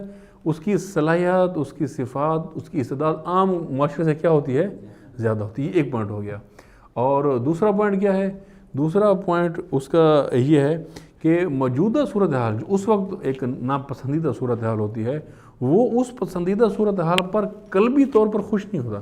کیا ہوا ہے؟ قلبی طور پر خوش نہیں ہوتا، قلبی طور پر، اور مطمئن نہیں ہوتا، اس سچویشن کو بدلنا چاہتا ہے، اس کو ناگوار سمجھتا ہے، لیکن اس کے بدلنے کے لیے کسی عملی راہ پر نہیں چل رہا ہوتا۔ یہ ذرا پر کتاب سے پڑھ رہا ہوں، مجھ پہ فتویٰ نہ لگائیے کہ بعد میں کہ آپ نے یہ کہہ دیا، یہ اسی کی تشریح کر رہا ہوں، اسی سے ہی پڑھ رہا ہوں۔ یعنی نبی پر قبل از بعثت، بعثت آپ کو سمجھ لگے کیا ہے؟ بعثت سے پہلے نبی کے اندر کیا 2 پوائنٹ ہوتے ہیں؟ ایک اس کی صفات اور صلاحیت، استعداد، کیپیسٹی باقی لوگوں سے زیادہ ہوتی ہے، غور و فکر زیادہ سمجھتے ہیں۔ دوسری یہ کہ وہ موجودہ صورتحال پر ناخوش تو ہوتا ہے، پسند تو نہیں کر رہا ہوتا، لیکن اس کے خاتمے کے لیے کوئی جد و جہد بھی نہیں کر رہا ہوتا۔ لیکن جیسے بعثت ہوتی ہے، اب کیا ہوتا ہے؟ اب اس کے خلاف جد و جہد کے لیے کمر بستہ ہو جاتا ہے۔ مثلا اگر ہم اس نبی سے مراد حضرت موسیٰ مراد لیں تو اسے یہ مراد ہوگا کہ جب تک حضرت موسیٰ کی بعثت نہیں ہوتی، حضرت موسیٰ فرعونی نظام پر ناخوش تو ہیں، اس کو ناگوار تو ہیں، لیکن اس فرعونیت کے خاتمے کے لیے کوئی منظم جد و جہد میں نہیں ہے۔ لیکن جیسے موسیٰ کی بعثت ہوگی، اب کیا ہوگا؟ اب ایک پلان کے تحت، ایک جد و جہد کے ساتھ موسیٰ میدان میں اتریں گے اور اس فرعونیت کے نظام کو نابود کرنے کے لیے آگے بڑھیں گے۔ یہ بعثت ہوگا۔ تو یہ اس سے پہلے ولی بتاتے ہیں صورتحال۔ اب جب مثلا مثال حضرت موسیٰ کی ہم لے لیں، جو کہ رہبر نے بھی یہی مثال لی ہے، ویسے اور انبیاء کی مثالیں بھی ہیں۔ اب مثلا حضرت موسیٰ کا پتہ ہے نا آپ کو، کون ہے حضرت موسیٰ؟ کیونکہ آگے بھی اس پر ہیں آیات، تیسری تقاریر میں بھی ہیں، تو اس لیے پتہ ہونا چاہیے۔ میں تھوڑا سا موسیٰ کا مختصر آپ کو تعارف کرا دوں۔ کوئی ایشو آ رہا ہے؟ کیونکہ یہ باقی بندے بھی کنفیوز ہو رہے ہیں نا کیا ہو رہا ہے، اس لیے آپ بتا دیں کیا ہے تاکہ ایسا چلیں آپ لگیں، ہم کنٹینیو کرتے ہیں۔ سلوات پڑھیے گا ایک دفعہ۔ سمجھ آ رہی ہے آپ دوستوں کو؟ مشکل کنسیپٹ تو نہیں لگ رہا؟ اس کتاب کو آسان، جس نے ایک دفعہ پڑھا اس کو زیادہ آسانی ہوگی، جس نے نہیں پڑھا اس کو شاید مشکل لگے۔ اچھا، اب جب انبیاء کا میں نے بیان کیا کہ بعثت یعنی انبیاء اس صورتحال سے ناخوش ہوتا ہے، اس میں انگارہ شعلہ ابھرتے اور وہ قیام کرتے ہیں، یہ بعثت ہے۔ بعثت سے پہلے کیا ہے؟ ناخوش تو ہوتا ہے لیکن کوئی جد و جہد نہیں کر رہا ہوتا اس کے خلاف ایک منظم طریقے سے، اور صفات و صلاحیت بھی زیادہ ہوتی ہے، یہ جو رب نے بیان فرمایا۔ اب جب اس نبی کی بعثت ہو جاتی ہے، اب بعثت ہو جانے سے کیا مراد ہے؟ یعنی اب وہ ایک منظم جد و جہد شروع کر دیتا ہے، اس کے اندر ایک آگ، ایک شعلہ اٹھتا ہے، وہ یہ شعلہ دوسروں کو منتقل کرتا ہے، اب بعثت ہو جاتی ہے۔ اب جب اس نبی کی بعثت ہو جاتی ہے تب یہ نبی اپنے جب سابقہ دور کو دیکھتا ہے، جب اپنے بارے سابقہ دور کو دیکھتا ہے جس دور میں وہ ایک منظم جد و جہد نہیں کر رہا ہوتا، تو اس پر افسوس کرتا ہے اور اپنے اس زمانے کو گمراہی تصور کرتا ہے۔ یہ رہبر کی کتاب سے پڑھ رہا ہوں بھائی، پھر بابا اس لیے کہہ رہا ہوں، مجھے نہ فتویٰ لگائیے گا۔ گمراہ ہوتا نہیں ہے، لیکن اب وہ جس مقام پر پہنچ چکا ہوتا ہے وہ اس سے پہلے والے زمانے کو یہ افسوس کرتا ہے کہ یہ جد و جہد میں نے پہلے کیوں شروع نہیں کی، پہلے کیوں میں اس طرح سے، یہ ابھار میرے اندر یہ پہلے کیوں نہیں تھا، یہ تبدیلی پہلے کیوں نہیں تھی، یہ شعلہ پہلے کیوں نہیں تھا۔ اس زمانے کو زمانہ علی اپنے لیے گمراہی کا زمانہ تصور کرتا ہے، وہ یہ سمجھتا ہے کہ یہ جو اب ہے یہ پہلے ہونا چاہیے تھا۔ ہمارے مطابق انبیاء معصوم ہوتے ہیں، ہم انبیاء کو گمراہ تصور نہیں کرتے، لیکن نبی اس مقام پر اپنے بارے یہ سمجھتا ہے کہ یہ مجھے پہلے کر لینا چاہیے تھا، اسی لیے یہاں یہ لفظ آتا ہے۔ اور جسے سورہ شعراء کی آیت نمبر 20 میں حضرت موسیٰ اپنے بارے میں یہ فرماتے ہیں کہ وَأَنَا مِنَ الظَّالِينَ، کہ میں کیا تھا؟ ظالین میں سے، تب گمراہ تھا۔ کیا موسیٰ گمراہ تھے؟ نہیں تھے گمراہ، لیکن اب جو جد و جہد شروع کر رہے ہیں وہ کہہ رہے ہیں پہلے کیوں نہیں کی تھی یہ جد و جہد، اس لیے اپنے اس زمانے پر خوش نہیں، اسی لیے اپنے بارے جملہ کہہ رہے ہیں۔ اب یہ کب کی بات ہے؟ یعنی جب موسیٰ مبعوث ہوتا ہے، جب موسیٰ نکلتا ہے پھر کہتا ہے پہلے کیوں نہیں یہ کام کیا۔ اور اسی طرح کی بات کو رہبر فرماتے ہیں، یہی بات موسیٰ تو خود اپنے بارے میں کہہ رہے ہیں، لیکن رسول خدا کے بارے میں اللہ تعالیٰ نے یہ بات کی۔ اور یہ بہت مشہور مراقۃ الآراء آیت ہے سورہ ضحیٰ کی۔ آپ تو جو کہ کتابیں نہیں پڑھتے تو آپ کو اس لیے مشکل نہیں ہے، ورنہ اس پر شیعہ سنی مفسرین تھکے ہوئے ہیں سارے کہ اس آیت کی کیا تشریح کریں۔ رہبر نے بہت کمال تشریح کی، اور یہ تشریح صرف میں نے رہبر کی ہی اس طرح سے سنی ہے جو بہت عالی ہے۔ باقی شیعہ سنی مفسر اس آیت میں پھنسے ہوئے ہیں، ابھی تک بھی آپ تفسیریں کھولیں نا شیعہ سنی کی تو پھنس جاتے ہیں، کیونکہ یہ آیت کیا ہے؟ وَوَجَدَكَ ضَالًا فَهَدَىٰ، یعنی کہ آپ گمراہی میں تھے، ہم نے آپ کو ہدایت دی، یہ لفظی معنی یہ بنتا ہے۔ اب لوگ یہ حیران ہو جاتے ہیں کہ رسول خدا جو ہے وہ کس گمراہی میں تھے۔ اب بعض علماء تسنن نے تو اس طرح کی تشریح کی کہ اس آیت کا معنی یہ ہے کہ اللہ تعالیٰ نے رسول کو کہا رسول تمہارے ہم نے سارے گناہ معاف کر دیے، تم جو گناہ پہلے کرتے تھے بعد میں کرو گے سب کچھ چھوڑ دیا۔ اب ظاہر یہ توہین رسالت کی اور اسمت کے خلاف ہے، اور شیعہ بھی پھنسے ہوئے ہیں کہ اب سیدھا ضالن کا لفظ لکھا ہوا ہے کہ یعنی ضلالت گمراہی لکھا ہوا ہے، اس کو کیا اس کا ترجمہ کریں۔ تو رہبر موضوع بہت کمال اس کی تشریح کی ہے جو مقام نبوت سے ہم آہنگ بھی بنتی ہے، اس جدوجہد سے بھی ہم آہنگ پڑتی ہے، اور یہیں سے اندازہ لگا سکتے ہیں کہ 32 سال کی عمر میں رہبر کس سطح کے فکری طور پہ جاتے ہیں، جہاں عمر بھر پڑھنے والے مفسرین پھنسے ہیں جن آیات پر، وہاں ایک جوانی کے عالم میں ان مشکل آیات کو رہبر نے اس طرح سے سلجھایا ہے۔ رہبر اس کی یہ تشریح فرماتے ہیں وَوَجَدَكَ ضَالًا فَهَدَىٰ، یعنی یہ اللہ تعالیٰ یہ کہہ رہے ہیں رسول کے بارے میں کہ یعنی یہ جو 40 سال کے بعد آپ نے جد و جہد شروع کی ہے، اس سے پہلے آپ نے نہیں کی تھی، اور یہ ہمیں جو جس نے آپ کو برانگیختہ کیا، آپ کو مبعوث کیا، اب آپ یہ کر رہے ہیں، یعنی اس لیے اس زمانے کو اس سے تشبیہ دی ہے۔ اس کا معنی یہ نہیں کہ معاذ اللہ رسول خدا گناہ گار تھے یا گناہ کرتے تھے یا گمراہی میں تھے، یعنی یہ وہ زمانہ ہے جس دوران نبی بعثت میں نہیں ہوتا۔ اب ظاہر بعثت کا ایک آغاز ہوتا ہے نا نبی کا، ظاہر جب بھی آغاز کرے گا اس سے پہلے ایک ٹائم ہوگا، تو اس ٹائم کو خود وہ یہ سمجھتا ہے۔ لہٰذا یہ جو ہے وہ بات اس بعثت کی تعریف میں رہبر یہ فرما رہے ہیں۔ اور بعد از بعثت کیا ہوگا؟ بعد از بعثت میں نے پہلے بیان کیا ہے کہ وہ انگارہ، وہ شعلہ جو نبی کے اندر اٹھے گا، اب وہ اس کو دوسروں کو پھیلائے گا۔ پہلے وہ اپنے گرد کچھ افراد جمع کرے گا اور ان کو بتائے گا، ان کو سمجھائے گا، یہ شعلہ ان کے اندر منتقل ہوگا، یعنی وہ باقی لوگ مبعوث ہوں گے۔ اب وہاں مبعوث سے مراد یہ نہیں کہ وہ نبی بن گئے ہیں، یعنی یہ انگارہ، یہ شعلہ، یہ اٹھان ان کے اندر آئے گی، پھر وہ معاشرے میں جائیں گے، پھر وہ اس پورے معاشرے کو اٹھائیں گے۔ مثلا ہم ایران کی مثال دیں تو سب سے پہلے کس کے اندر یہ اس انداز اٹھان کس کے اندر آئی؟ امام خمینی کے اندر آئی۔ امام خمینی سے کس میں منتقل ہوئی؟ شہید مطہری میں منتقل ہوئی، شہید بہشتی میں منتقل ہوئی، سید علی خامنہئی میں منتقل ہوئی، اس طرح سے ان شخصیات منتقل. انہوں نے پھر کیا کام کیا، یہ معاشرے میں گئی، انہوں نے یہ بس پورے معاشرے کے اندر پھیلائی اور پورا معاشرے کے اندر ایک اٹھانا پیدا کی. وہ پورا معاشرہ اٹھا اور ایک 2500 سالہ شہنشاہیت کے نظام کو گرا دیا اس نے. یہ کس کے ذریعے ہوا؟ اس الہی روش کے ذریعے، الہی طریقہ جو یہاں سے آغاز ہوتا ہے. اور ہم اس پہلے نقطے کو ہی چھوڑ دیتے ہیں. اور ہم کیا بڑے بڑوں نے یہ غلطیاں کی ہیں. ہم تو ایک عام ادنا سے یونیورسٹی میں پڑھنے والے طلباء ہیں، بڑے بڑے علماء جنہوں نے بڑی بڑی تحریکیں چلے، انہوں نے اسی چیز کو چھوڑ دیا تھا. جیسے میں نے ابھی مثالیں بھی دی جس کی وجہ سے امام خمینی کامیاب اور باقی نہیں، اسی وجہ سے کہ وہ اس نقطے کو چھوڑ گئے، یعنی کہ دوسروں کی اصلاح پر اور انقلاب پر لگ گئے، اپنے طرف نہیں ہے. اور یہ ہو ہی نہیں سکتا. کیسے نہیں ہو سکتا؟ جو کہ انسان وہی دے سکتا ہے جو اس کے پاس. ایک بندے کے اپنے اندر شعلہ نہیں ہے، وہ دوسرے کو کیسے دے گا؟ ایک فقیر بندہ کسی دوسرے کی مالی مدد کر سکتا ہے. وہ پہلے بھوکا ہے، پہلے فقیر ہے، وہ کیا دے گا؟ آپ کسی فقیر کے پاس جائیں، اسے کہ میری مدد کرو، اب دیکھیں فقیر اب کیا کہے گا. ٹھیک ہے، اب ظاہر ہے اگر یہ فقیر کسی کی مدد کرنا چاہتا ہے تو پہلے اس کو کیا کرنا پڑے گا؟ خود مالدار ہونا پڑے گا، پھر کر سکے گا. یہ تو پیسے کی بات ہے. اور اگر آپ ایک فکری طور پر آپ کسی کو عطا کرنا چاہتے ہیں، ایک بے صد معاشرے کی کرنا چاہتے ہیں، معاشرے کے اندر انقلابیت لانا چاہتے ہیں، پھر کیا کرنا پڑے گا؟ پہلے اپنے اندر لائیں گے، پھر اسی کو منتقل کریں گے. جتنی ہوگی زیادہ سے زیادہ یہ دیں گے، یہ سے کم دیں گے، اس سے زیادہ تو دے نہیں سکتے. تو یہ بات کی ہے بیست پر. اب آپ کو بیست سمجھ میں لگ گئی ہے.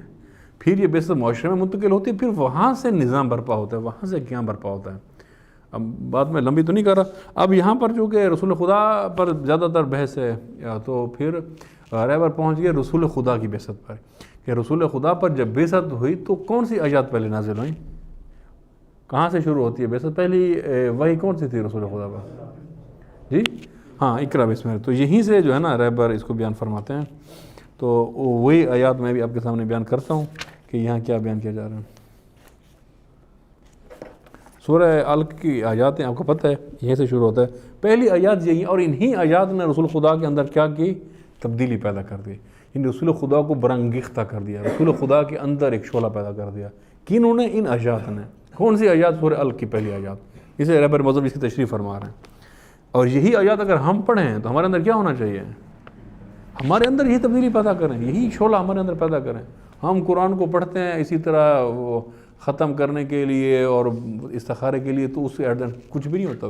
یہ قرآن جو انبیاء کو برانگیختہ کر دیتا ہے، جو ایک پورے معاشرے کے نظام کو بدل دیتا ہے، وہی قرآن ہم پڑھتے ہیں، کچھ بھی نہیں ہوتا. تو یہاں سے شروع ہوتا ہے بسم اللہ الرحمن الرحیم. اقرا و نہیں، اس سے پہلے اقرا بسم ربک الذی خلق، یعنی پڑھنا شروع کرو کس کے نام سے؟ اپنے رب کے نام سے. کیوں اس کے نام سے؟ کہ وہ تمہارا خالق ہے. یہ بہت بیسک بات ہے. یعنی شروع کی بات یہاں سے ہوتی ہے کہ یعنی انسان کس کے نام سے شروع کرے؟ بھائی جس نے تمہیں خلق کیا ہے. یعنی اگر میں اس وقت وجود میں آیا ہوں، مجھے ہستی ملی، تو کس نے دی ہے؟ اللہ نے دی. اگر اللہ مجھے خلق نہ کرتا تو میں نہ ہوتا. تو جب مجھے وجود ہی اللہ نے بخشا ہے، مجھے کائنات میں ہی وہی لایا ہے، تو مجھے آغاز کس سے کرنا چاہیے؟ اسی سے کرنا چاہیے، کیونکہ اس نے مجھے خلق کیا ہے. ساری باتیں خلق کے بعد ہیں. اگر اللہ ہمیں خلق ہی نہ کرتا پھر کیا ہوتا؟ پھر کون ہمارے ماں باپ ہوتے، کون دوست ہوتے ہمارے، کون سی نعمتیں ہوتی، کون سی نہ ہوتی؟ کیا ہوتا؟ کچھ بھی نہ ہوتا. ظاہر خلق ہی نہ ہوتے، وجود ہی نہ ہوتا، تو عدم ہوتے، ناپید ہوتے. تو اسی لیے وہاں سے شروع کریں جس نے آپ کو خلق کیا، جس نے وجود بخشا ہے. اقرا بسم ربک الذی خلق، خلق الانسان من علق. پھر اس نے انسان کو کہاں سے خلق کیا؟ علق سے، یعنی علقہ سے. ابھی علق ہے یہاں پر قرآن میں اور آیات پر علقہ اس کو بیان کیا. علقہ میں نے بیان کیا ہوا پہلے. کیا کس کو کہتے ہیں؟ خون کے لوتھڑے کو کہتے ہیں. یا تین معنی ہیں ویسے اس کے جو کیے جاتے ہیں علقہ کے. ایک خون کا لوتھڑا یعنی کلاٹ، اور ایک اس کے لیے بیان کیا جاتا ہے یعنی چپکی ہوئی چیز جو چپکتی ہو. تیسرا معنی کیا جاتا ہے لیچ لائک سبسٹینس. اور ابھی جو موجودہ، ویسے یہ میڈیکل سے ریلیٹڈ بات ہے لیکن کر رہا ہوں، اب باقی دوستوں کو شاید مشکل ہو. ابھی جو موجودہ میڈیکل سائنسز ہے یا ایمبریولوجی ہے، وہ یہ ثابت کرتی ہے کہ انسان جب 22 دن کا ہوتا ہے، خلقت میں 22 دن کا ہوتا ہے، اگر اس کو مائکروسکوپکلی دیکھو تو اس میں تینوں چیزیں پائی جاتی ہیں. یعنی خون کا لوتھڑا نظر آتا ہے آپ کو، اور لیچ لائک ہوتا ہے، اور چپکا ہوا ہوتا ہے. تینوں چیزیں آپ کو نظر آتی ہیں. تو یہ اللہ نے یہ بہت پہلے بیان کیا تھا.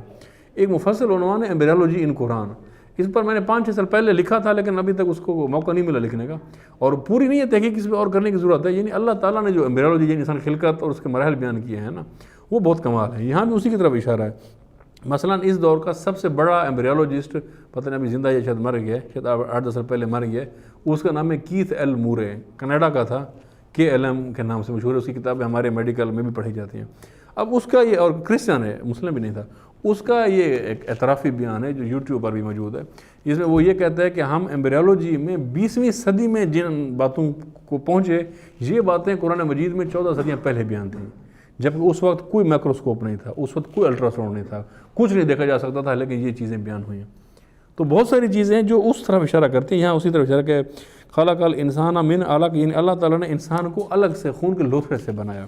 اور پھر یہ ایک سوال ہے نا، انسان، اس لیے قرآن کہتا ہے ہر آیت پہ رکو، ٹھہرو، بھئی جب خون کے لوتھڑے سے ایک انسان بنا تو اس کے اندر عقل کہاں سے آیا، اس میں شعور کہاں سے آ گیا، اس کے اندر فہم و فراست کہاں سے آ گئی، کس نے دی ہے؟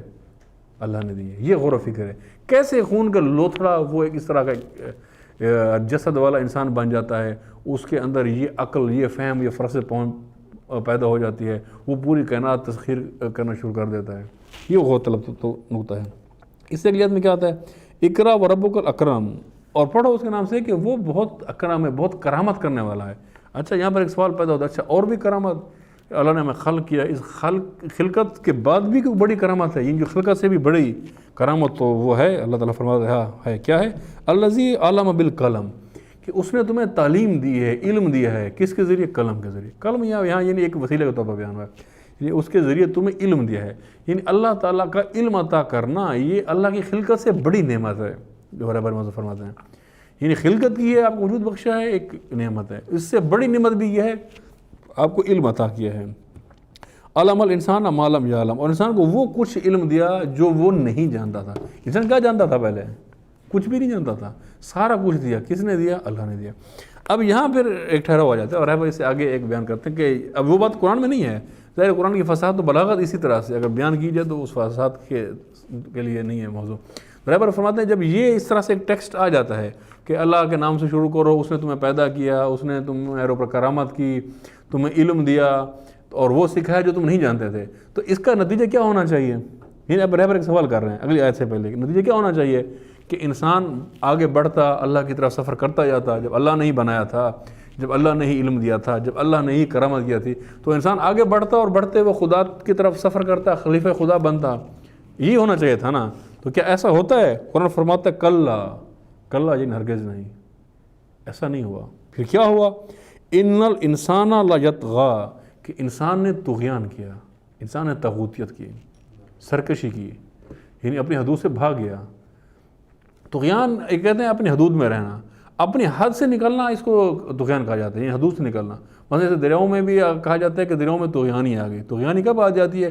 یعنی دریا کا اپنا ایک حدود ہے، اس میں پانی رہے تو ٹھیک ہے، اس سے سیلاب ہے جب بڑھے گا تو طغیانی آ گئی، اس کے حدود سے نکل گیا۔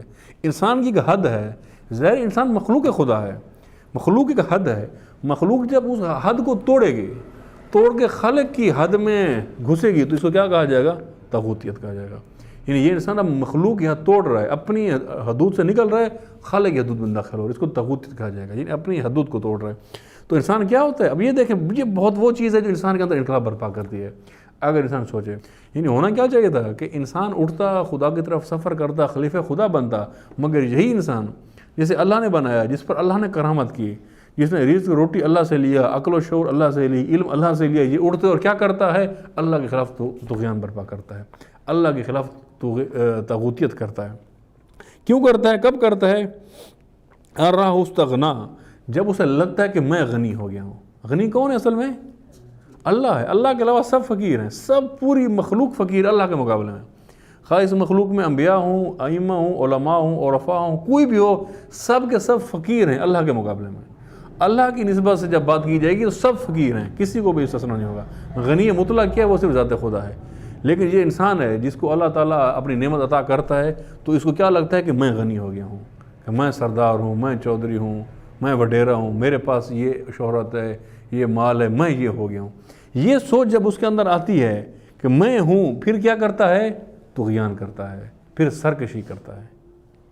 یعنی یہ، اور پھر یہی لوگ باقی لوگوں کو بھی اسی راہ پہ لے جاتے ہیں۔ یہ کچھ طاغوت اڑتے ہیں اور باقی معاشرے کو بھی اللہ کی طرف جانے کے بجائے طاغوتیت کی طرف لے کے جاتے ہیں۔ اس کے بعد پھر رہبر جو ایک دفعہ ٹھہر جاتے ہیں اور ایک سوال اٹھاتے ہیں، کیا ہمیشہ ایسا ہوگا؟ کیا ہمیشہ لوگ طاغوتیت کی طرف جاتے رہیں گے؟ ہمیشہ انسان کا یہی انجام ہوگا؟ رہبر فرماتے ہیں نہیں، خدا اس اگلے فرماتا ہے انا الی ربک الرجعا، نہیں، الٹیمیٹلی ان تمام انسانوں نے خدا کی طرف آنا ہے۔ یہ ایک وقت تو آئے گا کہ اس طاغوتیت کے خلاف بھی کوئی کام ہوگا، اللہ کے راستے کی طرف بھی کوئی سفر ہوگا، اور لوگ پھر پلٹیں گے خدا کی طرف، اسی کو امامت کہتے ہیں۔ وہی سفر، وہی راستہ جو طاغوتیت سے نکالے اور انسان کو الگ طرف، وہی امامت ہے، یہ ہوگا جو ایک آئے گا۔ تو یہی وہ آیات ہیں جو برپا کرتی ہیں رسول خدا کے اندر انقلاب، یہ وہ بعثت ہے، یہ وہ آیات ہیں۔ اب ظاہر ہے ہم نے پڑھی ہیں، سنی، ہم پہ کوئی اثر نہیں ہوا، لیکن جس پہ اتری ہیں، جس نے اس کے معنیوں کو، اس کے مفہوم کو، اس کی گہرائی کو سمجھا ہے، اس کے اندر انقلاب برپا ہوا، اور ایسا انقلاب برپا ہوا کہ پوری عالم عرب پر انقلاب برپا کر دیا۔ اور آج پوری روئے زمین پر جہاں بھی ہدایت انسانی ہوتی ہے، وہ اس کے پیچھے اصلی انقلاب وہی انقلاب ہے۔ اگر ہم اسلام کی تحریک کو دیکھیں تو اسلام کی تحریک میں 3-4 نقطے بہت اہم ہیں، یعنی 3-4 مرحلہ ہم کہہ لیں۔ پہلا مرحلہ بعثت، یعنی تحریک اسلام شروع کہاں سے ہوتی ہے؟ بعثت، پہلا نقطہ بعثت۔ دوسرا نقطہ غدیر، یعنی جب ایک لیڈر، ایک رہبر جا رہا ہے اس دنیا سے، تو رہبری کا نظام جو متعارف قرار ہے وہ کیا ہے؟ ولایت کے ذریعے، یعنی اگلا مرحلہ نقطہ غدیر۔ تیسرا مرحلہ کیا ہے؟ عاشورہ یا کربلا۔ لوگ اس غدیر کو بھول جاتے ہیں، اس غدیر کو نہیں مانتے۔ غدیر کو نہ ماننے کے نتیجہ کیا ہوتا ہے؟ عاشورہ ہوتا ہے، کربلا ہوتی ہے، شہادتیں ہوتی ہیں۔ پھر لوگ اس کربلا کے راستے پر واپس نہیں آتے، ہم امام بلاتے ہیں، کربلا کو احیا کرتے ہیں، لوگ کربلا کی طرف نہیں آتے، پھر اس کا نتیجہ کیا نکلتا ہے؟ غیبت۔ یہ 4 بڑے مرحلے ہیں جو تحریک اسلام کو آپ سمجھے جا سکتے ہیں۔ پہلا مرحلہ بعثت، دوسرا غدیر، تیسرا کربلا، عاشورہ، چوتھا غیبت۔ ہم نے کیا کرنا ہے؟ اب ہماری کیا ذمہ داری؟ ہم جو صرف غیبت میں بیٹھے ہیں، ہمارا کیا کام ہے؟ غیبت میں گزارنی ہے زندگی، نہیں اٹھانا ہے، ظہور کی طرف لانا ہے، امام زمان کا ظہور کی طرف لانا ہے، امام نے ظہور کرنا ہے، ظہور پر عالم حکومت قائم کرنی ہے۔ تو اس تک کیسے پہنچیں گے؟ کیا کرنا پڑے گا؟ بعثت شروع کرنا ہے، تو بعثت سے۔ اور بعثت کا معنی کیا ہے؟ اپنے اندر چنگاری پہلے پیدا کریں، اپنے اندر، پھر اس کو منتقل کریں۔ پھر یہ بعثت ہوگی، ایک شخصی ہوگی، ایک کچھ گروہ کی ہوگی، پھر ایک معاشرے کی ہوگی، پھر یہ سفر بڑھے گا اور پھر امامت کی طرف بڑھے گا۔ جس کے بعد مثال ہمارے سامنے انقلاب اسلامی ہے آج کے زمانے میں۔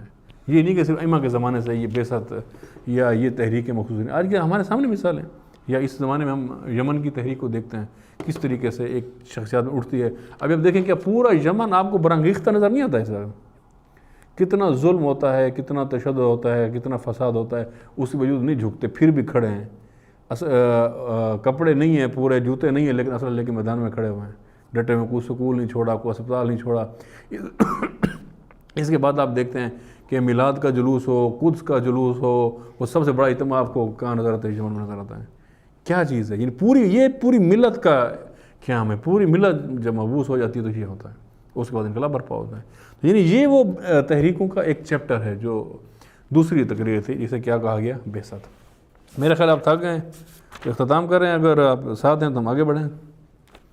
آپ کا مجھے لگ نہیں رہا کہ حوصلہ بیٹھ گیا، تمہارا کافی ہے۔ اس سے زیادہ بھی اگر ہم پڑھیں، اور ویسے ارادہ 3 کا تھا، پلان بھی 3 کا تھا، لیکن کچھ بات ہم نے ادھر ادھر سے بھی کی، تو کنسیپٹ واضح کرنے کے لیے تو 2 تقریریں تو اب آپ کو تھوڑے سمجھ لگ جائیں گے جو آپ نے پڑھی ہیں، لیکن 2 کافی نہیں ہے، ذرا کم از کم 9، اور یہ 9 بھی کافی نہیں ہے، لیے ایک پہلا سلیبس کے طور پر اس 9 کو پڑھیں، اور اس کو ایک ٹیکسٹ بک کے طور پر پڑھیں۔ میں تو یہ سمجھتا ہوں، یعنی ایک عام کسی خطیب کا کلام نہیں ہے، یعنی ایک ایسے شخص کا کلام ہے جس نے واقعاً نبوت کو، روح نبوت کو سمجھا ہے، جس نے اس کی گہرائی تک پہنچا ہے اور پھر عملی طور پر بھی دکھایا ہے۔ اور اس وقت تو چونکہ ولی امر مسلمین کی ہونے کی حیثیت سے ایک حجت بھی ہے ہمارے لیے، لیکن اگر ولی امر مسلمین نہ بھی ہوتے تو جس طرح علمی فکری گہرائی ہے، پھر بھی یہ پیغام ایک حجت ہے۔ اس کو ایک ٹیکسٹ بک کے طور پر پڑھیں، یعنی ایک منشور ہدایت کے طور پر پڑھیں، لیکن پڑھنے سے بعد یہ نہیں کہ رٹا لگائیں سارا، اس کے کنسیپٹ کو سمجھیں۔ 2 تقریریں میں نے آپ کے سامنے بیان کر دی ہیں، موقع ملا تو انشاءاللہ آگے بھی بڑھائیں گے اس بات کو، لیکن یہ کہ اگر بالفرض نہ بھی ملے موقع تو آپ اسی طرح سے اگلی تقریریں پڑھیں، چونکہ اب آپ کی ایک تمہید بن گئی ہے، آپ کو مقدمہ سمجھ لگ گیا ہے، یہ آپ کو لگ گیا اندازہ کہ یہ علمی کتاب نہیں ہے جیسے علمی کتابیں ہوتی ہیں، یہ عملی کتاب ہے، عملی تحریکوں کی کتاب ہے، روش کی کتاب ہے۔ پھر جو اصول آپ نے پڑھنے اس کو اپنے معاشرے میں امپلیمنٹ کرنا ہے، اپنے اوپر لانا ہے۔ ان 2 تقریروں سے آپ کو یہ اندازہ ہو گیا ہے، تو اسی پیٹرن پر آپ اگلی 7 تقریریں بھی انشاءاللہ پڑھیں گے تو آپ کو سمجھ آئے گی انشاءاللہ تعالیٰ۔ کوئی سوال ہے تو بتائیں جی، آپ سے پھر آپ اب جو ابھی آپ نے جو تلاوت کی سورہ علق کی، اس میں کہتے ہیں کہ اللہ نے انسان کو خون کے لوتھڑے سے پیدا کیا، اللہ یہ بھی فرماتے ہیں کہ ہم نے انسان کو خاک سے یعنی مٹی سے پیدا کیا۔ یہ مٹی سے حضرت آدم سے کو مٹی سے پیدا کیا یا سارے انسان کو مٹی سے؟ اچھا دیکھیں، ٹھیک ہے، ایک موضوع سے ہٹ کے ایک سوال ہے، یعنی آپ کا سوال آگے خلقت انسان پر، یعنی جو ہمارا موضوع تھا نبوت اس پر نہیں ہے، خلقت انسان پر ہے، تو میں اس کا جواب دے دیتا ہوں۔ زیادہ تفصیلی اس لیے نہیں دیتا ہے کیونکہ یہ انسان شناسی کے چیپٹر پر سوال ہے، تو انسان شناسی پر ہم نے اس پر تفصیلی بات کی ہے، بعد میں بھی کریں گے، اس وقت موضوع نہیں ہے تو اس پر ہم تفصیلی بات نہیں کرتے، لیکن بہرحال جواب اس کو دے دیتا ہوں ایک مختصر سا۔ اب ہوتا یہ کہ اگر ابھی اب کیا تعلیم کیا حاصل کر رہے ہیں، اس وقت کس کلاس میں ہیں؟ ایم فل ہیں۔ اچھا، اگر کبھی کہا جائے کہ آپ نے میٹرک تعلیم حاصل کی ہے تو غلط ہوگی بات، کہا جائے آپ نے انٹرمیڈیٹ کیا وہ غلط ہوگی، آپ کہا جائے آپ نے گریجویشن کی ہے وہ غلط ہوگا۔ ان میں کوئی تضاد ہے ان باتوں میں کہ آپ نے میٹرک کی ہے، آپ نے انٹرمیڈیٹ کیا، آپ گریجویشن کی ہے، آپ نے مڈل کی، ان میں کوئی تضاد ہے؟ نہیں ہے۔ یہ مختلف مراحل ہیں، آپ نے ایک مرحلہ پھر ایک مرحلہ، یہ قرآن مجید میں خلقت انسانی میں مختلف مراحل بیان کیے گئے ہیں، ان میں کوئی تضاد نہیں ہے۔ میں مثال دیتا ہوں آپ کو، مثلا خلقت انسانی جو شروع ہوتی ہے شروع ہوتی ہے مٹی سے، یعنی اللہ تعالیٰ کہتا ہے کہ ہم نے انسان کو مٹی سے پیدا کیا۔ اب کون سی مٹی سے پیدا کیا؟ کہ خلق الانسان من طین۔ طین کیا ہے؟ طین یعنی کہ کہا جاتا ہے اس مٹی کو کہ جس کے اندر مٹی بھی ہو پانی بھی ہو، جسے آپ گارا کہہ لیں، اس طرح کی مٹی، اس کو پھر صرف طین سے بھی نہیں بنایا، پھر فرمایا کہ میں نے اس کو خلق کیا من صلالۃ من طین، یعنی اس مٹی کے جوس سے خلق کیا۔ مٹی کا جوس کیا ہے؟ اب یہ ویسے تفصیلی بحث ہے، جو انسان شناسی میں شاید آپ نہیں تھے ہمارے، اس میں نے تفصیلی بیان کیا ہے، یعنی کہ مٹی کا جوس، یعنی اس سے مراد یہ ہے کہ یہ جو پودے ہیں یہ زمین کا جوس نکالتے ہیں، یعنی مٹی ہے، یہ ہم مثال دیں زمین کی، مٹی ہے، مٹی کو پانی دیتے ہیں، اب وہ کیا بن گئی ہے؟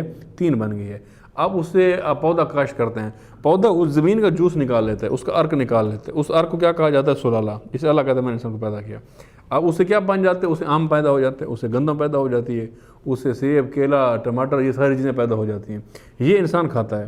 جب انسان کھاتا ہے انسان کے وجود میں چلی جاتی ہے، فاسد مال باہر نکل جاتا ہے، باقی انسان کے بدن کا حصہ بن جاتا ہے، یہیں سے خون بنتا ہے، باقی چیزیں بنتی ہیں، تو انہی میں سے منی جس سے انسان پیدا ہوتے ہیں وہ اسی ڈائٹ سے بنتی ہے۔ پھر اسی منی کے ذریعے جو ہے وہ جب یہ عورت کے رحم میں جاتا ہے، یوٹرس میں جاتا ہے، پھر اسے آگے بڑھتا ہے، فلوپین ٹیوب میں جاتا ہے، تو وہاں سے جو ہے یہ کیا ہو جاتا ہے؟ ایک انسان کی خلقت ہوتی ہے، وہاں سے زیگوٹ بنتے اور اگلے مراحل شروع ہو جاتے ہیں۔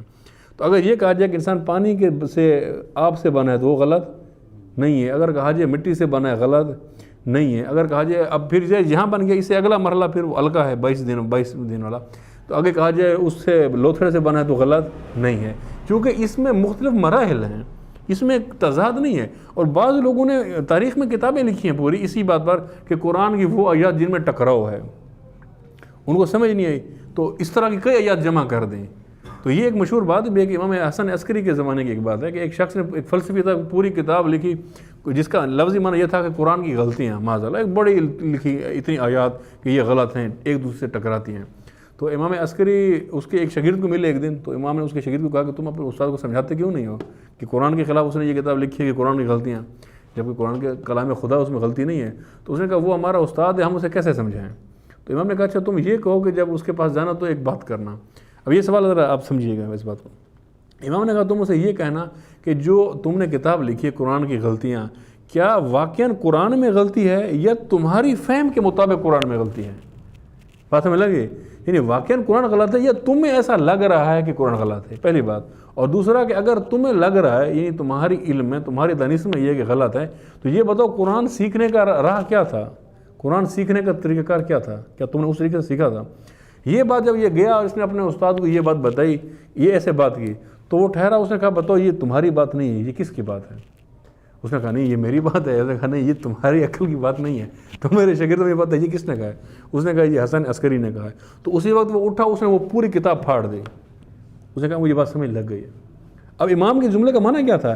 امام اس کو یہ سمجھانا چاہ رہے تھے جہاں تمہیں لگ رہا ہے قرآن میں غلطیاں ہیں، قرآن میں غلطیاں نہیں ہیں، تمہیں لگ رہے غلطیاں ہیں، اور تمہیں کیوں لگ رہا ہے؟ چونکہ قرآن ہم سے سیکھنا تھا، تم نے ہم سے نہیں سیکھا۔ ظاہر قرآن اللہ نے صرف کتاب نہیں بھیجی، کتاب کا معلم بھی بھیجا، وہ معلم ائمہ اہل بیت تھے، کہا کہ ہم سے تم نے سیکھنا تھا، ہم نے بتانا تھا کہ تمہاری کیا تفسیر ہے، کیا ہے. ظاہر ہے جب تم نے ادھر سے نہیں سیکھا اور خود سے اندازے لگے تو تمہیں لگ رہا ہے کہ غلطی ہے، جبکہ غلطی اس میں نہیں ہے، تمہاری فہم میں غلطی ہے، اور فہم اس لیے کہ تم نے غلط راستے سے چیز سیکھی ہے. تو جیسے ابھی آپ نے اس میں بیان کیا ہے آیات میں، تو اس میں عام طور پر دیکھیں تو ہمیں لگتا ہے یہ ٹکراؤ ہے، ٹکراؤ نہیں ہے، چونکہ مختلف مراحل ہیں. اب بس میں جزوی بات اتنی کی ہے، ویسے تو تفصیلی بات اس پر بہت ہے خلقت پر، لیکن موضوع نہیں ہے تو میں نہیں چاہ رہا کہ بندوں کا ذہن خلقت پر ادھر ہے. نبوت ہمارا عنوان ہے، میں چاہ رہا ہوں ان کا فوکس نبوت پر ہے، اور آپ دوست نبوت پر ہی اگر سوال کریں تو بہتر ہے، تاکہ ابھی اس ٹاپک پہ فوکس کریں. جو حاشیے والا ٹاپک ہے ان پر ہم بعد میں بات کر سکتے ہیں. ہمیں افروز ہیں آپ نے. اس میں ایک سوال ہے، یہ رحمت بھی سوال اٹھا ہے کہ ہم سب انسان جو دوسرے انسانوں کو بلاتے ہیں، دین کی طرف بلاتے ہیں، امامت کی طرف بلاتے ہیں، اللہ کی طرف بلاتے ہیں، ان سب کی کیوں ضرورت پڑی؟ مطلب اگر ایک انسان ہے وہ اپنی جگہ پہ خوش ہے، اگر وہ بیٹھا ہوا ہے اپنی کمائی کر رہا ہے خوش اپنی جگہ پہ ٹھیک ہے، تو پھر اس کو بھی ہم بلاتے ہیں کہ یہ صرف اپنی ذات ہے، محدود نہیں رہو، سب طرف جاؤ، سب کو بلاؤ. کیوں یہ اس کی کیا ضرورت پڑی؟ اس میں شاید بتائیے نہیں یہ بات ہوئی کہ جو جانور ہوتے ہیں وہ خود اپنی ذات تک ہوتا ہے، وہ سب کو نہیں، لیکن انسان ان سے اچھا کو ہوتا ہے. اس پہ تھوڑا نہیں دیکھیں نا، اللہ تعالیٰ نے جو نظام بنایا ہے نا، یہ نظام ہے ہی اس طرح سے. اللہ نے جو نظام بنایا یہ اس طرح سے نہیں ہے کہ ایک انسان ہدایت پا جائے. یہ بات سمجھنے والی ہے، ہم اس بات کو نہیں سمجھتے. ہمارے اندر جو اصل عارضہ ہے یا بیماری ہے وہ یہ کہ ہم چونکہ دنیا میں زندگی گزاری ہے تو دین کو بھی دنیا کے اینگل سے سمجھتے ہیں. بس دنیا میں کیا ہے؟ بس دنیا میں یہ ہے کہ اگر ایک انسان نے پیسہ کمانا ہے تو اسے کیا کرنا پڑے گا؟ کئی لوگوں کے مال کو ہڑپ کرنا پڑے گا، کوئی لوگوں کو پیچھے کرنا پڑے گا. ایسے ہے نا، ایک بندے نے شہرت حاصل کر لی، اسے کیا کرنا پڑے گا؟ کئی بندوں کو پیچھے دھکیلنا پڑے گا، خود آگے بڑھنا پڑے گا. ایک بندے لیڈر بننا، اس کو کیا کرنا پڑے گا؟ کئی لوگوں کو دبانا پڑے گا. تو دین بھی ہم سمجھتے اسی طرح سے ہے.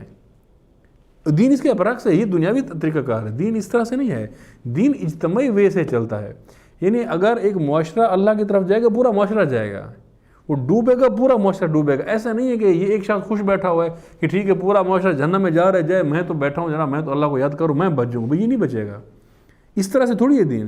جیسے اس میں آپ دیکھتے ہیں دنیا میں کہ آپ کہتے ہیں کہ اچھا ٹھیک ہے مہنگائی ہے، پیٹرول جتنا مہنگا ہوتا ہے ہو جائے، میری جیب میں تو پیسے ہیں، مجھے کیا مشکل ہے، میرا کام تو چل جاتا ہے یا نہیں ہے؟ جس کے آپ میں سے تو کسی کے پاس چونکہ نہیں ہے اتنے پیسے تو آپ کے اندر یہ نہیں ہے فیلنگ، لیکن جن کے اکاؤنٹ بھرے ہوئے ان کو تو کوئی ایشو نہیں ہے اسے. اب جن کے گھروں میں جنریٹر لگا ہوا ان کو کیا ہے کہ لائٹ ہے یا نہیں ہے، اس کو کیا خرچ پڑتا ہے. دنیا ہماری اس طرح سے. تو آخرت بھی ہم سمجھتے ہیں ایسے ہی ہے کہ ایک بندہ نماز پڑھ رہے ہو، وہ کہتا ہے اس سے کیا غرض، باقی نہیں پڑھتے تو نہ پڑھیں، میں تو پڑھ رہا ہوں، میں تو بچ جاؤں گا. اس طرح سے نہیں ہے دین. یا یہ ایک بندہ کہے جناب میں اللہ کو مانتا ہوں، باقی نہیں مانتے نہ مانے، میں تو پہنچ جاؤں گا. ایسے نہیں ہے. یعنی دین اجتماعی ہے، یہ بات ماننے والی ہے. اگر اللہ کی طرف سفر ہوگا معاشرے کا اجتماعی ہوگا، اگر خدا سے دوری ہوگا اجتماعی ہوگا. یہ اگلے جو تیسری تقریر ہے جو ابھی میں نے بیان کرنی تھی لیکن نہیں کی، اس میں رہبر نے ساری بات اسی پر کی ہے کہ ایک اجتماعی رخ ہوتا ہے معاشرے کا، یا وہ اجتماعی طور پر اللہ کی طرف جا رہا ہوگا یا وہ اجتماعی طور پر طاغوتوں کی طرف جا رہا ہوگا. وہ پورا معاشرہ ہوگا، اس کے اندر سارے ہوتے ہیں. مثلا ہم اگر پاکستان کی بات کریں تو پاکستان کا جو معاشرہ ہے اس کی ایک جہت ہے. رہبر یہ فرماتے ہیں اسی تقریر میں کہ ایک جو معاشرہ ہوتا ہے نا وہ پورا معاشرہ ایک جیسا ہوتا ہے. وہ اب جو بظاہر ہمیں فرق لگتا ہے کہ یہ فلاں ہے، نیک ہے، بد ہے، یہ اس قوم کا اس قوم کا ہے، یہ ایسے ایک فرضی فرق ہیں. حقیقت میں ایک ہوتا ہے چونکہ اس کا ایک ہی انجام ہو رہا ہوتا ہے. اب مثلا پاکستان میں دیکھیں، پاکستانی معاشرے کا ایک ہی رخ ہے، پورا معاشرہ ایک جیسا ہے. وہ کیا ہے رخ؟ طاغوتوں کی طرف ہے، طاغوتیت کی طرف، خدا کی طرف سفر نہیں ہے. آپ کو یہاں جو دین پڑھایا جاتا ہے وہاں طاغوتیت نظر آئے گی، تجارت کے اندر نظر آئے گی، معاش کے اندر، تعلیم کے اندر، ہر جگہ وہ نظر آئے گی. اب فرق کیا ہے؟ کوئی ہاتھ کھول کے طاغوتیت کر رہا ہے، کوئی ہاتھ باندھ کے کر رہا ہے، کوئی مسجد میں بیٹھ کر وہی سوچ رہا ہے، کوئی بازار میں بیٹھ کے وہی سوچ رہا ہے. الٹیمیٹلی رخ سب کو اسی طرف جا رہا ہوتا ہے. تو لہٰذا جب آپ نے معاشرے کو بچانا ہے تو معاشرے کی پوری جہت کو بدلنی پڑتی ہے. وہ ایک ایک بندے سے نہیں ہوتے، ورنہ انبیاء یہ کام نہ کرتے کہ آتے اور ایک اجتماعی نظام پیدا کرتے، بلکہ ایک ایک بندے کو سمجھاتے، جو مانتا باقی کو چھوڑ دیتے. پورے معاشرے نے جانا ہوتا ہے. میں ایک دو اور مثال دوں، پہلے بھی دی ہوئی مثالیں، پھر بات کو ختم کریں. مثلا امام صادق سے ایک شخص نے سوال پوچھا کہ یہ امر بالمعروف کیوں واجب ہے؟ ایک بندہ گناہ ہے وہ اپنے گھر میں کرے، ہمیں کیا ہے اسے؟ ہم کیوں ادھر سے اٹھیں اور اس کو سمجھائیں جی تو اپنے گھر میں گناہ نہ کرو، وہ نیکی نہیں کرتا نہ کرے، ہمیں کیوں کہتے ہیں آپ کہ ہم یہ کریں؟ تو امام صادق نے کہا کہ تم یوں سمجھو کہ ایک کشتی میں تم سفر کر رہے ہو اور لوگ بھی ہیں، تم بھی ہو، سمندر میں جا رہے ہو، اور اسی کشتی میں ایک شخص اپنی جگہ پر جہاں بیٹھا ہوا سوراخ کرنا شروع کرتے ہیں، تم اسے کرنے دو گے؟ وہ کہتا نہیں کرنے دو گے. امام نے کیوں نہیں کرنے دو گے؟ وہ اپنی جگہ پر بیٹھا کر رہا ہے، تمہاری جگہ کو تو نہیں چھیڑ رہا. اس نے کہا بھئی اگر ادھر سوراخ ہو گیا تو وہاں سے پانی آئے گا, جب پانی آئے گا تو وہ نہیں ڈوبے گا, پوری کشتی ڈوبے گی. تو انہوں نے کہا یہی معاشرہ ہے. جب ایک گناہ ایک گھر سے شروع ہوگا تو یہ نہیں ہے کہ وہ گناہ اسی گھر میں رہے گا اور باقی بچ جائیں گے, ایسا نہیں ہوگا. وہ گناہ اٹھے گا تو ایک گھر سے وہ لے ڈوبے گا پورے معاشرے کو. آج ایسا ہے یا نہیں ہے؟ مثلا آج اس وقت میں مثالیں اب آج کی سمجھانے کی دیتا ہوں. مثلا اس وقت جب فحاشی اٹھتی ہے, جب اریانی اٹھتی ہے اور مغربی جلغار اٹھتی ہے تو کون بچا ہے اس سے؟ مذہبی, غیر مذہبی, کوئی بھی نہیں بچا. پردے والے, بغیر پردے والے, کوئی بھی نہیں بچا. بچتا ہے؟ ممکن ہی نہیں ہے بچا پائیں. آپ یہ نہیں کر سکتے کہ پورا معاشرہ غرق ہو جائے, آپ کا خاندان بچ جائے, یہ نہیں ہو سکتا. کیسے ہوگا؟ آج نہیں تو کل وہ اس کا حصہ بنے گی, جب تک اس پورے معاشرے کو نہیں ٹھیک کیا جائے گا. ایک چیز جو اٹھے گی وہ سب کو لگے گی. اس کی اور اس میں دینی طور پر تو اور بھی بہت ساری مثالیں ہیں. مثلا پہلے بھی یہ میں نے مثالیں دی ہوئی ہیں. مثلا کہ جس وقت اللہ تعالیٰ نے قوم بنی اسرائیل کو کہا کہ اب تم یہاں سے فرعون کے ڈوب جانے کے بعد اور اس کو شکست دینے کے بعد آگے پہنچ گئے اور آگے فلسطین کی سرزمین تھی, تو حضرت موسیٰ نے کہا یہاں جاؤ, یہاں ایک قوم ہے, اسے لڑو اور آزاد کرو اس سرزمین کو, کیونکہ ان کی اصلی سرزمین فلسطین تھی. تو وہاں انہوں نے قوم بنی اسرائیل نے کہا کہ نہیں, تم اور تمہارا خدا جائے اور لڑے. یہ قرآن کی اسٹیٹمنٹ ہے, تم اور تمہارا خدا جائے لڑے, ہم یہاں بیٹھے ہیں. یعنی جہاد کے لیے حکم خدا تھا نہیں گئے. تو اس کے سزا میں اللہ تعالیٰ نے ان کو 40 سال سرگردان رکھا. صحرائے سینا میں جو مصر کے اور فلسطین اور غزہ کے درمیان میں آتا ہے صحرائے سینا, یہاں 40 سال سرگردان رکھا اس قوم کو. کہ سرگردان سے کیا مراد تھا؟ چونکہ صحرا تھا نا, صحرا میں تو روڈ نہیں ہوتا کہ یہ ٹریک ہے, سارا ایک جیسا ریت ہے. صبح سے سفر شروع کرتے تھے, یہاں سے نکلیں, شام کو گھوم کے ادھر ہی آتے تھے, اگلے دن پھر نکلتے تھے, وہ پھر آتے تھے. تو 40 سال سرگردان رہے, کنفیوز رہے اس عالم میں. اور شہید صدر یہ کہتے ہیں کہ یہ چونکہ ٹاپک سب سے پہلے شہید صدر نے اس کو وضاحت سے بیان کیا. شہید صدر یہ فرماتے ہیں کہ جب یہ عالم تھا تو حضرت موسیٰ خود بھی شامل تھے اس سرگردانی میں 40 سال. یعنی یہ نہیں تھا کہ قوم سرگردان تھی, نبی نہیں تھا. نبی کا کیا قصور تھا؟ کوئی قصور بھی نہیں تھا, امت نے نہیں مانا. لیکن انجام کیا ہوا؟ اجتماع کا ایک انجام ہوتا ہے, ٹھیک ہے نا. اب مثلا امام علی کی پھر شہید صدر نے مثالیں دیں. مثلا یہ کہ امام علی کہتے تھے کہ اب جنگ صفین پوری ہو, ختم ہو, تحکیم پہ نہ رکے بات. لیکن لوگوں نے کہا نہیں, تحکیم ہوگی, جنگ رکے گی. تو جنگ چلی, رک گئی. پھر امام نے کہا میری طرف سے فلاں نمائندہ جائے گا. لوگوں نے کہا نہیں, یہ نہیں, فلاں جائے گا. کون گیا؟ دوسرا گیا. اسی طرح سے اب یہاں یہ ساری مثالیں کیا بتاتی ہیں؟ اجتماعی جو رخ ہوتا ہے وہ فیصلہ کون ہوتا ہے, اجتماعی تشخص میٹر کرتا ہے. اب مثلا اور مثال, تو مثلا بطور پاکستانی ممکن ہے کہ کوئی شخص انقلابی ہو, فکری ہو, نظریاتی ہو, دیندار ہو, جو مرضی ہو, لیکن آپ دنیا میں کہیں بھی جائیں اور جب یہ کہیں کہ میں پاکستانی ہوں, آپ کا کیا تشخص آئے گا؟ کہ جی بیکاری ہوگا, ٹھیک ہے, یہ کام چور ہوگا, سمجھ رہے ہیں, ذلیل ہوگا, رسوا ہوگا, جو عالمی تشخص ہے آپ کا, چاہے آپ اچھے ہو پھر بھی یہ تشخص ہے. کیوں ہے؟ چونکہ اجتماعی تشخص یہی ہے. اچھا, اب ایران میں رہنے والے کتنے لوگ ہیں جو انقلابی نہیں ہیں؟ کوئی بھی ایرانی ملے گا, دنیا والے کیا سمجھیں گے کہ ہر ایرانی کو یہ کیا ہے؟ انقلابی. چونکہ اجتماعی روح انقلابی ہے, حالانکہ سارے تو انقلابی نہیں ہیں. اب کتنے فلسطینی ہیں جو اسرائیل کو مانتے ہیں, لیکن کوئی بھی فلسطینی آپ کو ملے گا, بالخصوص اگر وہ غزہ والی سائڈ گئے, تو آپ کیا کہیں گے کہ جی یہ مقاومت والے ہیں, ظلم کے خلاف سٹینڈ لینے والے, حالانکہ ہو سکتے ہیں وہ بھی کہو. لیکن اجتماعی تشخص کیا سب کا؟ وہ ایک ہے. ابھی میں نے آپ کے سامنے یمن کی مثال دی. آپ یمن والوں کو کیا سمجھتے ہیں کہ یہ اللہ کے راستے میں قیام کرنے والے ہیں, استقامت کرنے والے ہیں. لیکن اس یمن میں کتنے ہوں گے جو غدار ہوں گے یا نہیں ہوں گے؟ لیکن اجتماعی تشخص کیا ہے سب کا؟ کہ سب خدا کے رکھنے والے ہیں. تو اجتماع میٹر کرتا ہے. اس لیے دین کا نظام اس طرح سے نہیں ہے کہ آپ ایک بندہ پہنچ جائے گا اور باقی معاشرہ ڈوب جائے گا, ایک بندہ پہنچ جائے گا. ایسے کیسے ہوگا؟ آپ یوں سمجھیں کہ آپ یہاں سے لاہور سے جا رہے ہیں, بلتستان سکردو جا رہے ہیں, راستے میں وہ جو روڈ آتا ہے کہ اس سے گزر رہے ہیں, آپ کی گاڑی ہے, آپ سب بیٹھے ہیں. اب کون پہنچے گا, کون بچے گا, مجھے بتائیں. اگر بس کہیں میں گئی تو گئے نا سارے, اور بس گئی پہنچ گئی تو سارے پہنچ گئے. وہاں یہ ہوتا ہے کہ بس میں بیٹھے ہو کہ آپ کہیں گے نہیں جناب میں تو بچ جاؤں گا, یہ اڑ جائے گا. وہ ایک انجام ہے, اور اس کا فیصلہ آپ کا ڈرائیور کرتا ہے جو چلا رہا ہے, جس کے ہاتھ میں کیا جاتا ہے رہبری. اس نے فیصلہ کرنا ہے آپ کو نیچے گرانا ہے یا ادھر مارنا ہے یا آگے لے جانا ہے. تو دین اجتماعی ہے, انفرادی نہیں ہے. کبھی بھی دین کو انفرادی اینگل سے نہ دیکھیں کہ میری نمازیں پوری ہو گئی ہیں, میرے روزے پورے ہو گئے ہیں, میں نے یہ کر لیا بس میں آزاد ہو گیا. ایسے کیسے ہوگا؟ اجتماع ہے, اجتماعی طور پر آزادی ہے, اجتماعی طور پر وہ جو ہے نا شکست یا ناکامی ہے. ورنہ امام حسین کو کیا پڑی تھی یزید کے خلاف اٹھتے ہیں؟ یزید شراب پی رہا تھا تو اپنے محل میں پی رہا تھا نا, گناہ کر رہا تھا اپنے محل میں کر رہا تھا. امام حسین کو تو نہیں کہا تھا اس نے کہ آپ بھی معذ اللہ شراب پئیں. امام کہتے ٹھیک ہے میں مدینہ میں بیٹھا ہوا ہوں، رسول خدا کا روضہ ہے، یا نمازیں پڑھتا ہوں، تہجد پڑھتا ہوں، درس دیتا ہوں، خطبہ دیتا ہوں، بس میرے لیے تو ٹھیک ہے، مجھے تو کچھ نہیں کہا رہی، تو میں ادھر بیٹھا ہوں. کیوں یہاں سے اٹھے اور اس کے خلاف تحریک چلائی اور اس کے خلاف قیام کیا، پوری امت کو اٹھایا، خود جا کر ضدیت کے خلاف ٹکر لی، کیوں لی؟ انفرادی طور پر کیا ضرورت تھی امام کو؟ اگر انفرادی ذمہ داری ہوتی امام کو کوئی ضرورت نہیں تھی، بیٹھے رہتے آرام سے. یہ اجتماعی ضرورت تھی جس کی وجہ سے وہاں گئے. حضرت موسیٰ کو انفرادی طور پر کیا دشمنی تھی فرعون سے؟ یہ اجتماعی ضرورت تھی. ویسے تیسرے میں بات ہے فرعون اور اس کے نظام کی. لہٰذا دین اجتماعی ہے، انفرادی نہیں ہے، اور ہم نے بھی نجات کے لیے اس کو اجتماعی طور پر لینا ہے. یہی ان تحریکوں کا، انبیاء کا اور ان افکار کا جو ہے نا ماحصل یہی ہے. ایک دو صلوات پڑھیے پھر ہم اسی پہ اختتام کرتے ہیں.